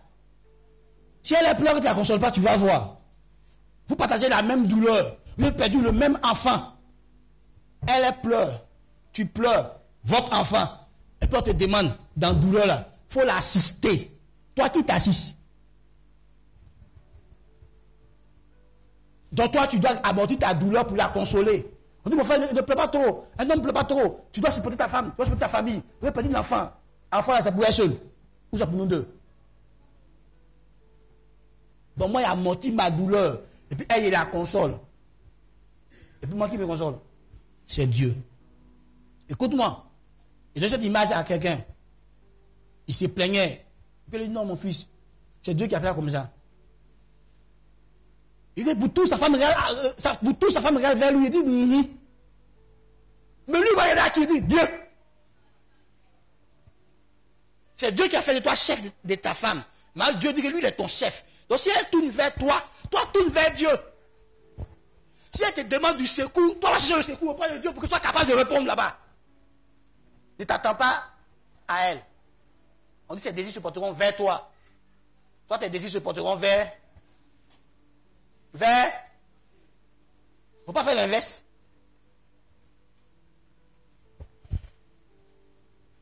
Non, chérie, ce que tu vis là, il faut me partager. Ce que tu vis là, tu ne peux pas me partager. Quand tu as dit un peu, tu vas la trouver dans la chambre, en train de faire funérailles, comme si quelqu'un est mort. Donc là, tu les protèges, tu ne leur dis pas ce que tu vis. Elle trouve que non, mon mari ne se confie pas à moi, mon mari ne me dit pas ceci. Pourtant, si il va te dire un peu, il n'aura plus la paix. Ben, il sort, il vient, c'est réglé. Ça peut aller. Et donc, Dieu, ben allô, le problème là, tu as pu gérer. Donc, il ne peut plus réfléchir. Donc, pour éviter ça, il vit ça. Et puis, il sourit dans la maison.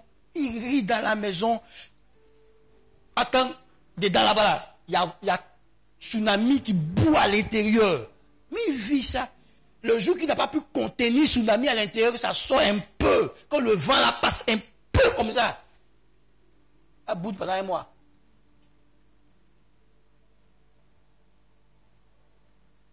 Frère, cherchons Dieu. Hein. C'est pas qu'ils nous ont créé hommes. C'est Dieu qui nous a créé hommes. C'est Dieu qui dit que nous, on doit être comme ça. Soyons ça. Tu mesures le problème, tu lui donnes ce qu'elle peut supporter. Là. Il ne faut pas qu'elle dise que tu ne te confies pas à elle. Donc tu mesures, tu lui donnes ce qu'elle peut supporter. Et puis là, elle supporte. Donc c'est à toi d'être sage pour savoir qu'est-ce que tu dois dire à ta femme pour ne pas l'auto-détruire. C'est un cesse faible. Ce n'est pas tout ce que tu as comme information que tu dois télécharger à ta femme. Tu n'es pas en train de lui rendre service. Femme ne laisse pas à faire. Parce qu'elles sont dans les détails. Et puis, donc il t'a fait ça. Et puis toi t'as répondu comment? Et puis toi t'as fait comment? Et puis tu riais à lui. Mais pourquoi tu riais à lui? Aïe!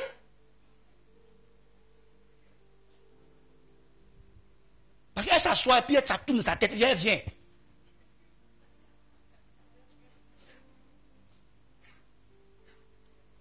Elle dit, oh. Et puis quand il a fait ça, tu as fait quoi? Je t'ai dit, expliquer que je n'ai rien fait. Et puis pourquoi tu n'as rien fait?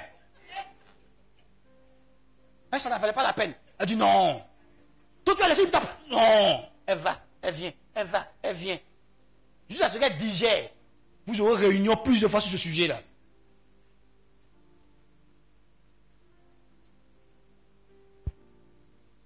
Donc, quand il est rendu compte de ça, tu tires les informations pour lui donner, pour que tu aies un peu de paix.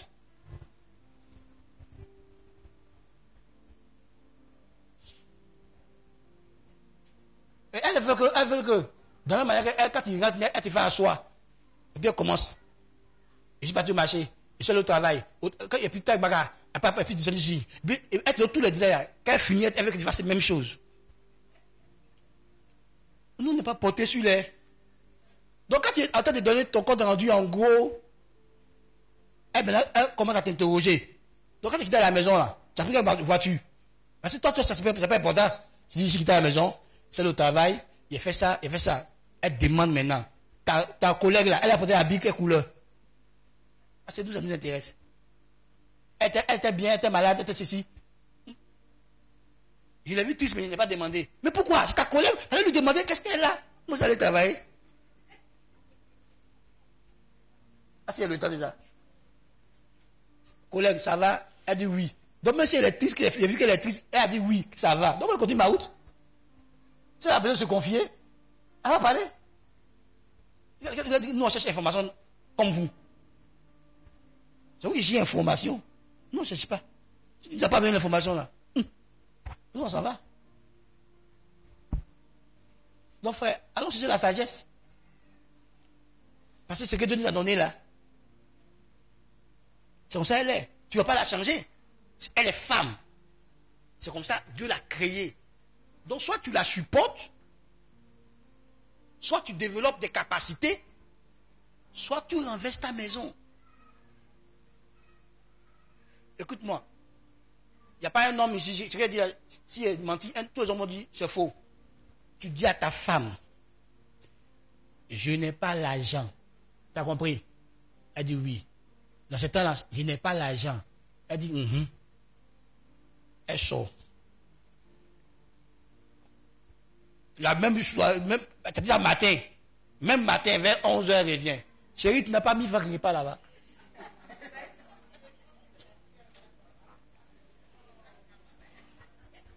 Mais je vais te dire le matin que je n'ai pas. Donc j'avais mis frère là où?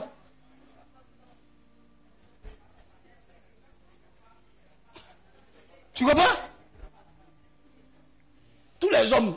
C'est un homme qui a dit que c'est bon. Comme ça, tu es assis et puis de l'arrière, puis de ton cœur, ça monte. Fumée sort comme ça, fou. Je dis, mais c'est pas elle que je viens de dire que je n'ai pas l'argent. Et qu'est-ce qu'on fait? Pour éviter. On fait quoi? Ce qu'on avait programmé comme des prévisions, on va prendre là-bas pour donner. On se dit après, on va chercher pour compléter la prévision. Donc, elle pense que nous sommes des super-héros.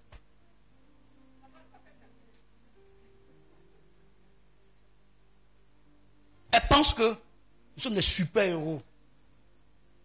Elles ne savent pas les sacrifices auxquels on consent.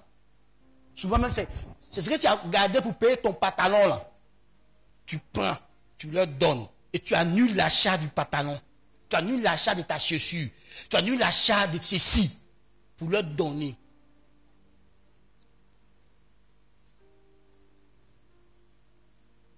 Mais elle te dira, tu ne fais rien pour la famille.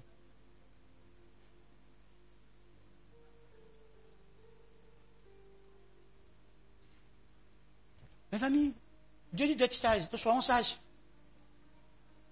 Moi, elle finit par accepter. C'est comme ça qu'elles sont. Elle te fait mal. Quand tu durcis ton ton, elle devient la victime. Et c'est toi qui dois demander pardon. C'est toi qui dois encore la ramener vers toi pour la consoler. Donc c'est toi qu'on a blessé. C'est comme ça. Et la Bible te dit qu'il faut utiliser la sagesse. Donc tu vois, ce n'est pas tous les jours que l'homme, tu dois rester sur ton ego. Il y a des moments où tu dois laisser, tu dois devenir humble. Juste pour sauver ta maison, juste pour la paix de ta maison, tu dois prendre sur toi. C'est ça qu'on appelle la sagesse. Si tu veux attendre que non, il faut qu'elle reconnaisse son tort. Frère, tu vas renverser ta maison. Souvent, il faut juste laisser tomber pour avancer, pour la paix de ta maison.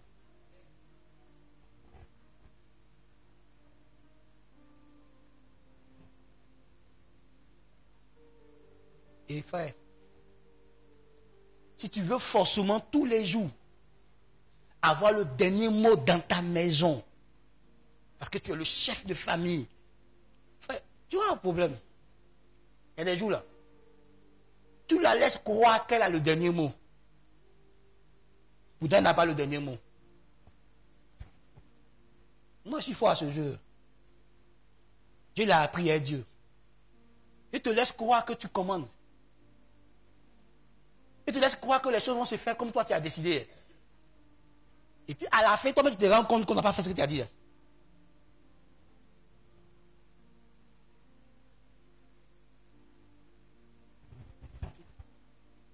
Tu veux le pouvoir? Dieu te donne le pouvoir. Mais tu n'as même pas le pouvoir. C'est l'enveloppe vide. Parce que l'influence là, tu ne l'as pas.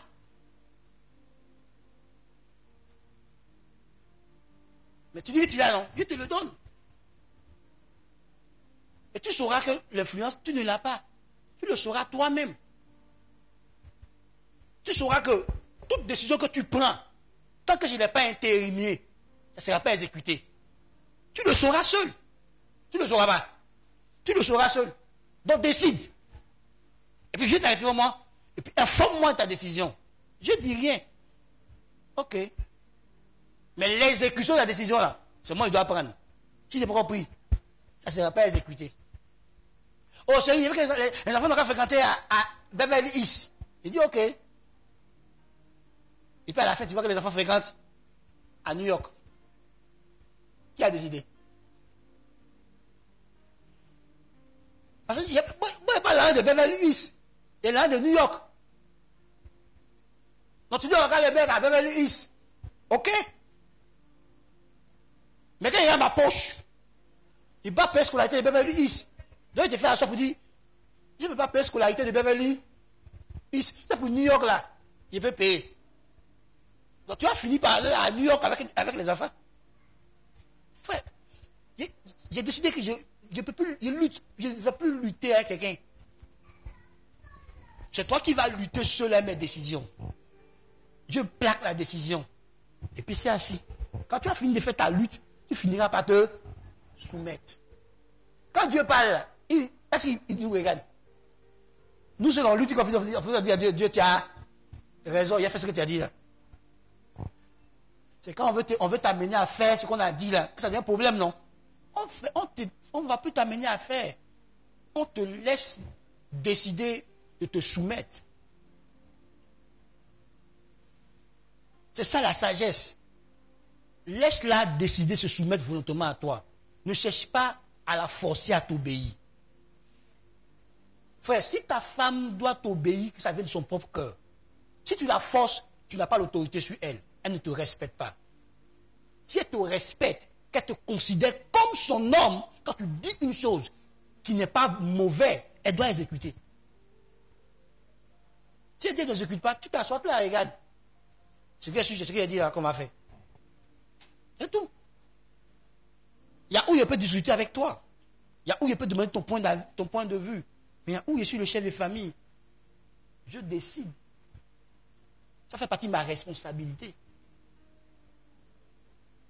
Bon, tu vas venir ce matin. Henri. L'année prochaine, il faut qu'on soit chez nous-mêmes. On a notre propre maison. Ok. Il te dit ok. Si l'année prochaine arrive, il n'y a pas pu payer notre propre maison.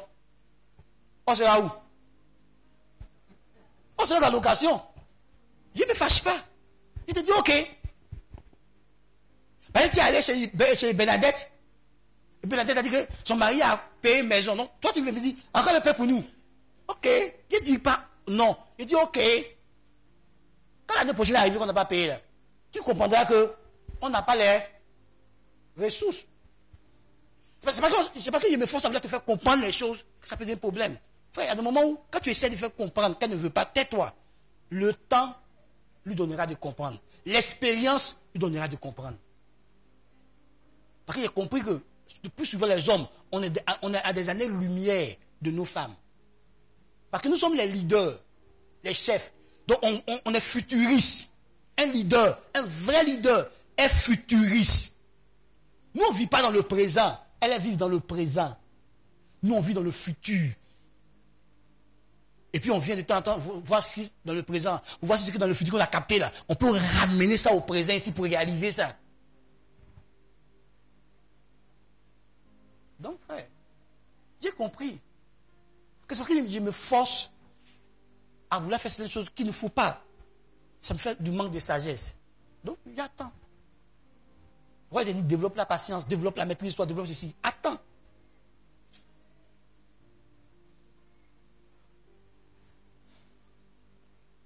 Frère, tu peux lui parler, hein. Et si tu te rends compte qu'elle ne comprend pas, attends patiemment, elle va comprendre. Ne te force pas, elle va comprendre. Va dans la prière, prie pour elle, demande à Dieu d'intervenir, ouvrir son intelligence. Elle va comprendre. Et qu'elle va comprendre, là, toi tu seras encore plus loin. Parce que c'est toi qui es censé monter, pour faire monter ta famille. Donc plus tu montes, plus tu prends ta famille pour monter. Est-ce que tu parles à un leader ce matin? Plus tu montes, plus tu le fais. Tu comprends? Donc même quand tu t'abaisses, tu restes en haut. Tu es flexible. La flexibilité n'est pas de la faiblesse. Tu as besoin d'être flexible parce qu'ils sont en bas. Et tu dois les prendre de là pour les faire monter. Et quand ils vont arriver là où tu es arrivé, tu dois monter encore pour les faire encore monter. Donc plus tu monteras, plus ta famille montera. Et c'est toi qui fais monter ta famille.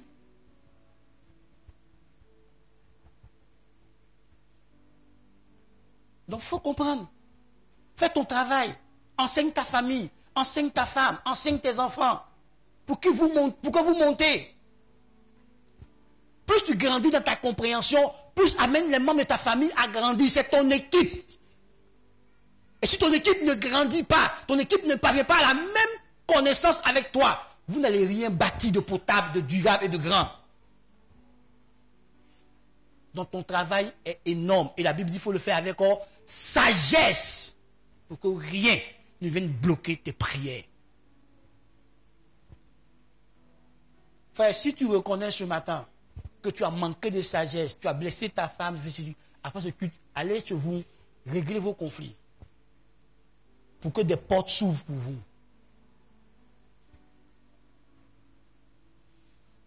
Tu vas fermer des portes de grâce, de bénédiction. Femme, si tu sais que tu portes des choses dans ton âme, dans ton cœur contre ton mari, va et dis-lui pour qu'il puisse se corriger. Au lieu de parler en parabole, parle-lui directement, parle pour qu'il puisse se corriger. Pour votre bien-être, pour votre prospérité, pour votre bien-être familial, financier, social, pour votre bien-être. Parle-lui. Garder le silence ne l'avantage pas lui, ne t'avantage pas toi. Parce qu'il y a des choses qui sont bloquées. Le ciel ne vous est pas favorable. Donc les choses ne peuvent pas avancer. Comme dans le sens où vous voulez. Donc parlez-vous franchement. Là, couteau là. En Romains chapitre 8, non, en Romains chapitre 13, la Bible dit, soyez soumis à toute autorité. Car toute autorité qui est instituée vient de Dieu. Celui qui se lève contre une autorité se lève contre les dispositions établies par Dieu et il attire sur lui une condamnation. Donc, tu es censé honorer l'autorité de ton mari. Il y a des femmes qui respectent leur pasteur plus que leur mari. Tu vois, ce n'est pas la même sphère d'autorité. Le pasteur est dans la sphère spirituelle. Le mari est dans la sphère familiale. Donc si tu peux respecter ton pasteur qui est dans la sphère spirituelle, Dans l'aspect familial, tu dois respecter ton mari, respecter son autorité. Si tu ne le fais pas, tu attires sur toi-même une condamnation. Et ça crée problème à votre famille. Tu vas aller prier pour ton mari pendant que le ciel est fermé, pendant que Dieu n'est pas content de toi, tu pries pour lui, pour qu'il soit béni. Est-ce que Dieu écoute même tes prières? Tu pries pour tes enfants. Est-ce que Dieu écoute même tes prières? Pendant qu'entre toi et Dieu a conflit, tu es en train de prier pour tes enfants, en train de prier pour ton mari. Est-ce que Dieu écoute tes prières? C'est pour ça que la Bible dit aussi à la femme qu'une femme sage fait quoi? Une femme sage fait quoi? Bâtit sa maison. Mais une femme insensée la renverse de ses propres mains. Donc tu vois, autant l'homme doit être sage pour bâtir la famille, autant la femme doit être sage pour bâtir la famille. Donc le père et la mère doivent rechercher la sagesse. Le couple doit rechercher la sagesse divine pour que leur association de leur sagesse là, ça produise de grandes choses. Donc, autant l'homme doit être sage dans ses rapports avec sa femme, autant la femme doit être sage dans ses rapports avec son mari. Pour que le ciel leur soit favorable. On ne peut pas rester dans une attitude de rébellion, d'insoumission à l'autorité, qui représente Dieu et puis attendre que Dieu t'écoute. Tu peux l'élargir à toute autre autorité. Quand un enfant se lève contre son père et sa mère, pourquoi il n'est pas béni? Ce sont les autorités que Dieu a établies. Honore ton père et ta mère, puis tu auras une longue vie, et puis tu seras prospère. Quand tu le fais le contraire, tu vis les conséquences. C'est une loi. C'est la loi de l'honneur. Et les lois sont faites pour être respectées. Et quand on ne respecte pas une loi, il y a des conséquences. Enfin, écoute-moi. Quand tu respectes une loi, il y a des conséquences. Quand tu ne la respectes pas, il y a des conséquences. Les lois ont des conséquences. Ton attitude vis-à-vis d'une loi produira la conséquence. Soit une conséquence négative ou une conséquence positive. Ça dépend de ton attitude. Si tu respectes la loi te donnera ce qu'il faut. Si tu ne respectes pas la loi, tu vivras les conséquences du non-respect de la loi. Et la loi de l'honneur est un principe divin, est une loi établie par Dieu. Tu n'honores pas ton père, tu n'honores pas ta mère, tu n'honores pas ton autorité, il y a problème. Tu n'honores pas ta femme, il y a problème. C'est une loi.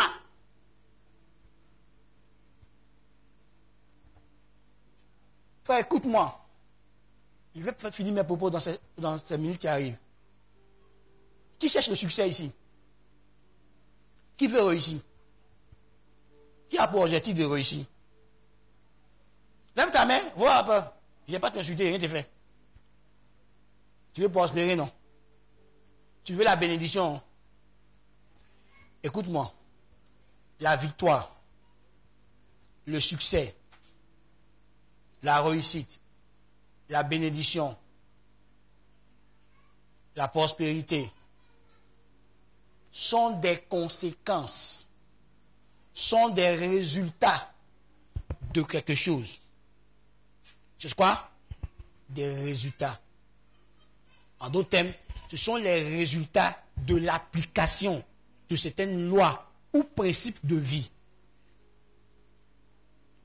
Tu n'auras pas le succès si tu ne connais pas les lois qui conduisent au succès.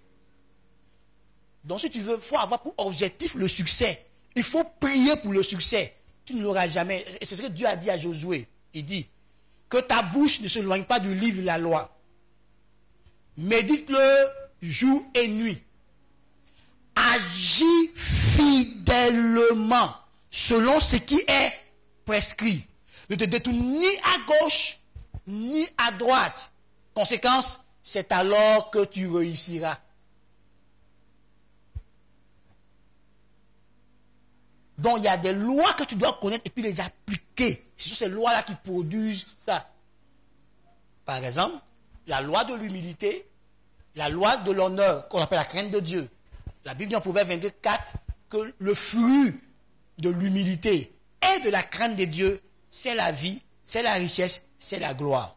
Donc si tu cultives l'humilité, si tu cultives la loi de l'honneur, que tu appliques la loi de l'honneur envers Dieu et envers les autres, c'est que ça va produire. Si tu obéis à tous les commandements que je te donne, voici les bénédictions. Donc la bénédiction est une conséquence de quelque chose. La malédiction, c'est une conséquence de quelque chose.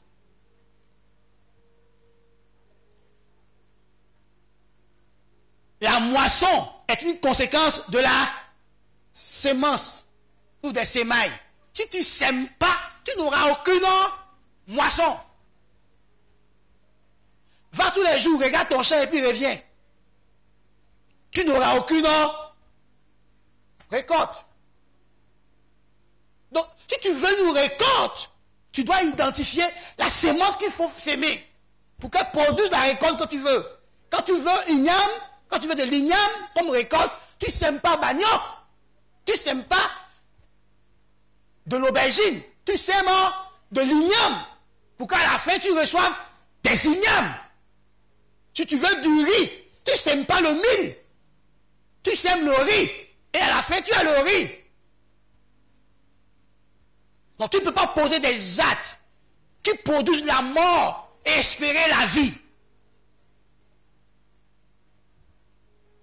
Je répète, tu ne peux pas poser des actes qui produisent la mort et espérer la vie. Tu ne peux pas poser des actes qui provoquent la guerre et espérer la paix. Tu ne peux pas être paresseux, feignant et t'attendre à la richesse. Ta paresse produira la pauvreté. Et pas autre chose. Tu veux la richesse, tu devras te débarrasser de la paresse. Tu veux la richesse, tu devras te débarrasser de certaines choses. Tu ne peux pas être quelqu'un qui gaspille, qui ne sait pas épargner, qui ne sait pas gérer son argent, qui ne sait pas investir et espérer être riche financièrement.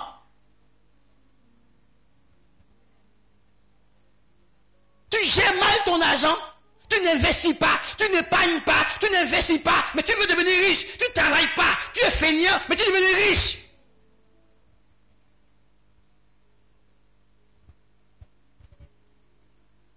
Tu veux devenir riche, tu gères mal ton réseau relationnel, tu veux devenir riche. Parce que dans la loi de la richesse, il y a le réseau relationnel. Il y a la loi de la gestion de tes émotions. Tu es un acheteur convulsif et tu veux devenir riche. Tu es un envieux et tu veux devenir riche. Tout ce que tu vois, tu veux avoir, mais tu veux devenir riche. Tu vis au-dessus de tes moyens et tu veux devenir riche. Tu ne sais pas t'adapter à ta réalité pour construire, mais tu veux devenir riche. Ce sont des lois. Il faut les étudier, il faut les connaître, il faut régler leur pouvoir pour que ça produise ce que ça doit produire. Donc tu ne peux pas espérer un foyer prospère quand tu n'appliques pas la loi de la soumission, la loi de l'amour, la loi de la communication, etc., etc. Ton foyer ne sera pas prospère. Il y a des lois qu'il faut activer dans son foyer et ça rend ce foyer prospère. Est-ce que Dieu parle à quelqu'un ce matin? Et tu vois, c'est pareil avec la prière. Il y a des lois, il y a des choses qui font que tu vas vivre l'exaucement de la prière. Tu ne les mets pas en place. Tu prieras et puis rien. Et je finis par ceci. Et je ne viens pas dire dessus. La loi de la reconnaissance. Vous qui n'aimez pas faire action de grâce, ça vous chante parler ce matin. Vous pouvez lire Nom 10 à la maison. On dit celui qui fait l'action de grâce se maintient dans la mémoire de Dieu. Et l'une des volontés de Dieu pour nous en Jésus-Christ, c'est de rendre grâce à Dieu en toutes choses. Tu peux le trouver dans 1 Thessaloniciens 5, verset 18. Et puis dans Éphésiens, chapitre 2, verset 20. Non, chapitre 5, verset 20. Rendez continuellement grâce à Dieu. Dieu te demande d'être reconnaissant. Vous vous souvenez de cette histoire où Jésus a guéri 10 lépreux. Et puis un seul est revenu. Jésus s'est étonné, il a demandé où sont les 9 autres. Frère, écoute-moi, le pasteur Karamri dit que ce qui est dans une loi naturelle, l'est aussi souvent dans le spirituel. Donc si toi-même humain qui est assis devant moi ici, quand tu fais du bien à quelqu'un qui n'est pas reconnaissant, ça te fait des pincettes dans le cœur, ça te donne même souvent de ne plus jamais rendre service à la personne, même à d'autres personnes, et Dieu. Pourquoi Dieu demande qu'on lui dise merci? Parce que c'est important. Et la plupart d'entre nous, on reçoit de Dieu, mais on ne sait pas dire merci à Dieu. On ne sait pas s'arrêter pour dire merci à Dieu. Ce n'est pas quelque chose qu'on a l'habitude de faire, de s'arrêter pour poser des actes de reconnaissance envers celui qui nous bénit tous les jours. Et ça peut bloquer ta prière. L'ingratitude, le manque de reconnaissance. Tu ne reconnais pas ce que Dieu fait pour toi. David a dit, oh mon âme, bénis l'Éternel, n'oublie aucun de ses bienfaits. Il faut bénir Dieu. Il faut rendre grâce à Dieu. Il faut bénir le Seigneur. Oui, on bénit Dieu dans la bouche. Mais la Bible dit aussi de bénir Dieu dans des actes. Tu t'arrêtes, tu prends des offrandes pour dire à Dieu, voici mon offrande de reconnaissance. Je dis merci pour ça dans ma vie. Tu n'attends rien en retour. C'est juste lui dire merci. Parce que tu apprécies ce qu'il fait pour toi. C'est une culture que tu dois développer toi-même. Je suis ton pasteur. Demande au service comptable.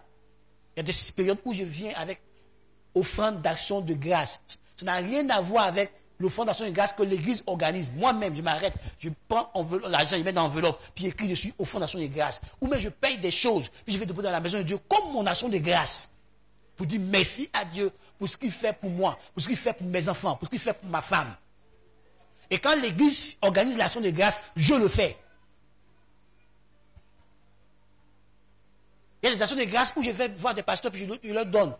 Ah non, c'était pour dire merci à Dieu parce que Dieu a fait ça pour ma maison. Donc, voilà, il m'a conduit vers toi pour donner l'offrande là-bas. Le pasteur prie pour moi. Il rend grâce avec moi à Dieu. Une fois même, l'église a eu un truc à faire. On a pris une certaine partie, on est parti faire action de grâce au nom de l'église. Je suis une servante de Dieu. J'étais avec le pasteur Sévérin. On a eu fait action de grâce. On a dit merci à Dieu. Ce jour-là, on a été bénis par des orientations prophétiques pour nous-mêmes personnellement et pour l'église. Et on vit ces choses-là que Dieu a déclarées ce jour-là sur notre vie. Frère, apprends à dire merci à Dieu. Pas seulement dans la bouche. Tu peux le faire en disant dans la bouche, par la louange verbale. Tu peux le faire en t'arrêtant chez toi à la maison. Écoute-moi, et tu donnes des secrets. Si tu vas chanter comme moi, tu mets CD et tu dis à Dieu, je vais danser. Je danse pour te dire merci. Parce que tu as fait ça dans ma vie. Et pendant que tu es en train de danser, tu cites les choses qu'il a fait. Et puis tu danses. Tu danses. Tu danses en son honneur. Tu danses. Tu fais une danse de l'honneur. Tu danses en son honneur. Est-ce qu'on ne danse pas en l'honneur des hommes? Il n'y a pas une chanson qui passe actuellement pour un certain homme politique. Et un chante en lui disant merci, non? Hein? On reconnaît ce qu'il a fait, non? Donc si on peut reconnaître pour les hommes et pour Dieu, donc tu peux chanter pour dire merci à Dieu. Tu peux le dire ouvertement comme ça. Oh Père, je te rends grâce. Tu as fait telle chose pour moi. Tu as fait telle chose pour moi. Je te remercie, je l'apprécie. Tu peux créer un temps de louange chez toi. Tu mets ta cassette, tu danses en l'honneur de Dieu pour lui dire merci. Merci parce que tu as la vie. Merci parce que tu es en bonne santé. Merci parce que ta famille va bien. Merci, merci, merci, merci. Mais en dansant pendant 1 heure, 2 heures, 30 minutes, selon que tu veux. Mais juste pour lui dire merci. Et enfin, tu peux prendre des offrandes en argent ou en nature pour aller dire merci à Dieu. Il peut te conduire vers un pasteur. Il peut te conduire vers une communauté. Il peut te conduire vers un orphelin. Tu vas te déposer là-bas. C'est ton action de grâce.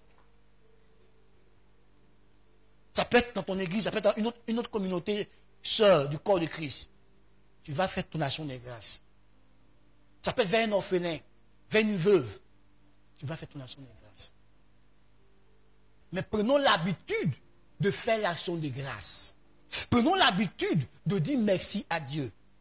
Frère, je prie que le Seigneur ouvre nos yeux pour qu'on voie la taille du combat spirituel que Dieu mène tous les jours pour nous.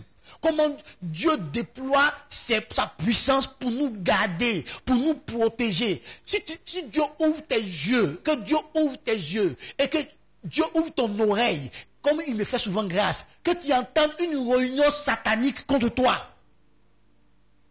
Que Dieu ouvre tes yeux sur une réunion de sorcellerie. Que Dieu ouvre tes yeux. Puis tu vas entendre le conseil de guerre de la sorcellerie contre toi, le conseil de guerre du monde marin contre toi, le conseil de guerre des mystiques contre toi. Tu vas apprécier ce que Dieu fait pour toi. Tu vas apprécier ce que Dieu fait pour toi. Comment Dieu sécurise ton boulot. Comment Dieu sécurise ta santé. Comment Dieu sécurise ta maison. Comment Dieu sécurise ton argent. Comment Dieu sécurise tes facultés. Comment Dieu sécurise toutes choses dans ta vie. Tu vas rendre grâce à Dieu. Je prie que Dieu ouvre tes yeux. Comme quand j'étais à la Selle-Mer. J'étais en prière dans la chambre. Puis Dieu dit, sors, va, ouvre le portail de ton papa. Je m'en vais. Je ouvre le portail doucement. Parce que 2 sorciers nus devant le portail de mon père, en train de faire des incantations contre la maison de ma maison familiale. Que Dieu ouvre tes yeux.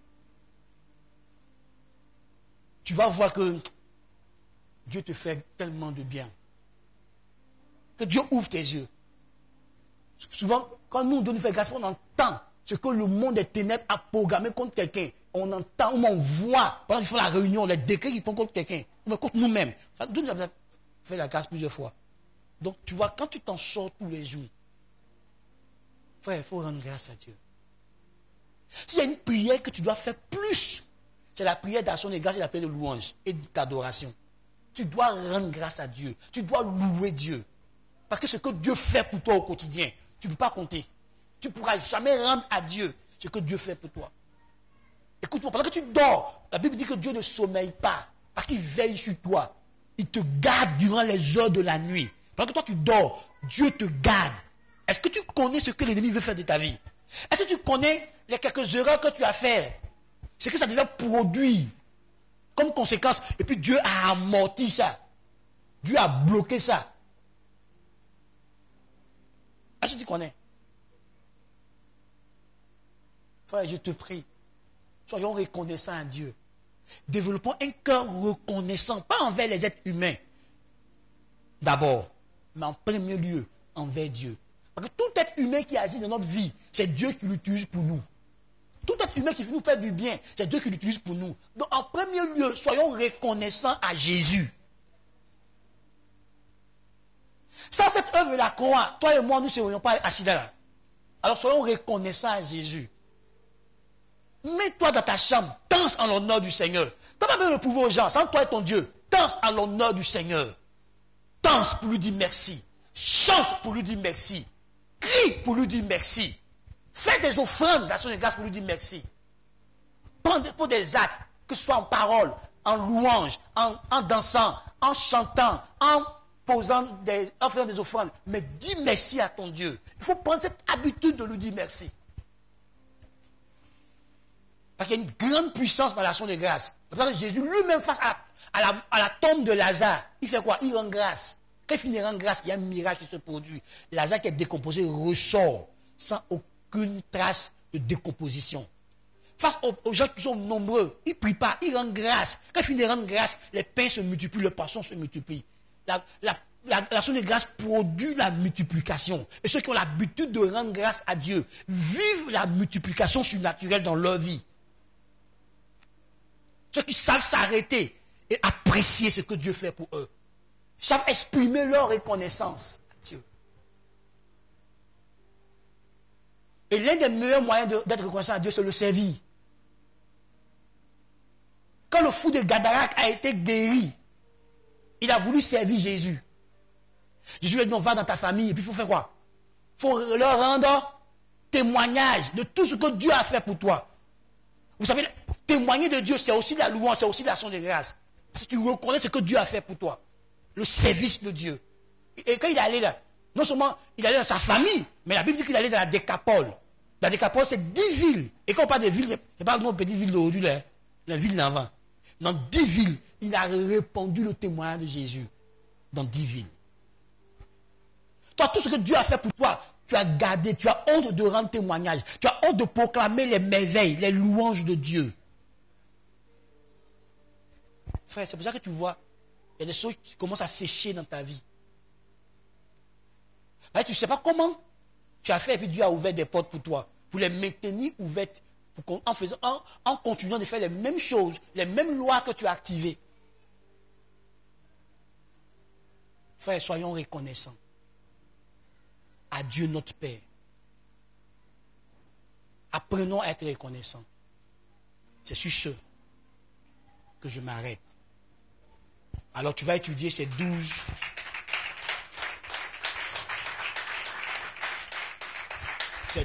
ou bien 13 habitudes. Tu les as notées. Prends le temps de les développer un à un dans ta vie. Et tu verras tes prières être exaucées. Tu verras que quand tu vas même prier dans tes pensées, Dieu va t'entendre et puis va exaucer. Que Dieu nous aide. Que Dieu nous aide. Maintenant, toi-même, ça fait comme un dimanche. Ça fait comme un dimanche. 3 ou 4. 3. Donc, ce matin-là, on va prier nous tous. Je ne prie pas pour toi. Tu ne pries pas pour moi. Chacun prie pour lui. Depuis le premier dimanche jusqu'à aujourd'hui, prends ton cahier. Regarde les points là. Ce que tu pratiques. Prie pour amplifier. Ce que tu ne pratiques pas. Prie pour commencer à pratiquer ça. Prions ce matin. Commence par ce que tu pratiques déjà. Les points que tu pratiques déjà. Prie pour que tu grandisses dans leur pratique. Ce que tu ne pratiques pas, prie pour t'engager à commencer à pratiquer ces points. Et que tes prières soient exaucées.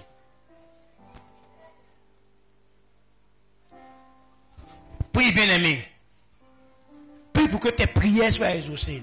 Alors prie pour que ces habitudes qui favorisent l'exaucement de la prière soient développées. Si tu n'as pas de partenaire de prière, prie pour que Dieu te donne un partenaire de prière ou des partenaires de prière. Si tu ne priais pas sous la conduite de l'Esprit, prie pour que Dieu t'apprenne à prier sous la conduite du Saint-Esprit. Si tu es marié, que tu ne traitais pas ton conjoint ou ta conjointe avec sagesse, prie pour apprendre à traiter avec sagesse avec ton conjoint ou ta conjointe. Si tu ne savais pas demander avec foi, prie pour que le Saint-Esprit t'apprenne à demander avec foi. Parle au Seigneur ce matin. Prends les différents points et prie. Prie sérieusement. Afin que tu entres dans une saison d'exaucement continuel. Que tu vois tes prières être exaucées. Parce que ce sont des clés que le Seigneur nous a mis à notre disposition. Parce que Dieu veut que nos prières soient exaucées. Si tu ne savais pas demander selon Dieu, tu vas prier pour qu'à partir d'aujourd'hui, tu apprennes à prier selon la volonté de Dieu. Que le Seigneur t'apprenne à prier selon sa volonté. Que le Seigneur te donne d'être attaché à lui et à sa parole. Car celui qui est attaché à Christ, celui qui demeure en Christ et dont la parole de Dieu demeure en lui, la Bible dit que tout ce qu'il demande lui sera accordé. Prie sérieusement ce matin. Si tu vivais dans le péché, prie ce matin pour quitter le péché. Prie pour vivre dans la sainteté. Que cette sanctification positionnelle que Jésus t'a donnée, qu'il t'aide à la pratiquer, qu'il t'aide à marcher comme un saint, qu'il t'aide à vivre comme un saint, afin que rien ne vienne faire obstacle à ta prière, mais pour que tes prières soient exaucées. Parle à Dieu ce matin. Que Dieu intervienne. Parle à Dieu ce matin. Que Dieu, dans sa grande bonté, t'aide à appliquer ces clés. Et ces clés ouvriront des portes. Ouvriront les portes de grâce, des portes d'exaucement.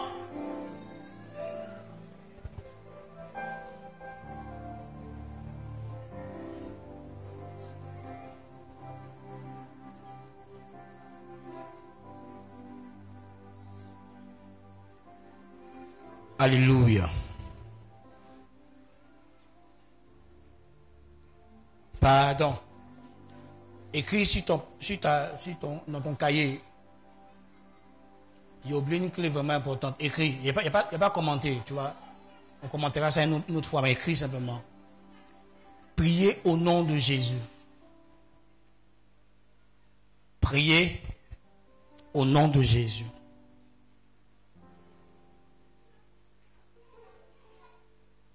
Priez au nom de Jésus.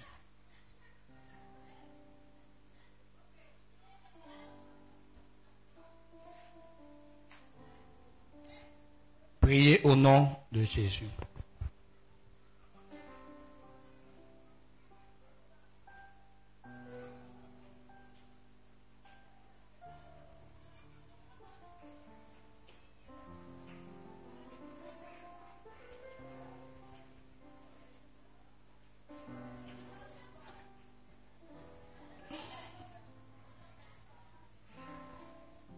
Vous pouvez prendre comme verset Jean 14, 14.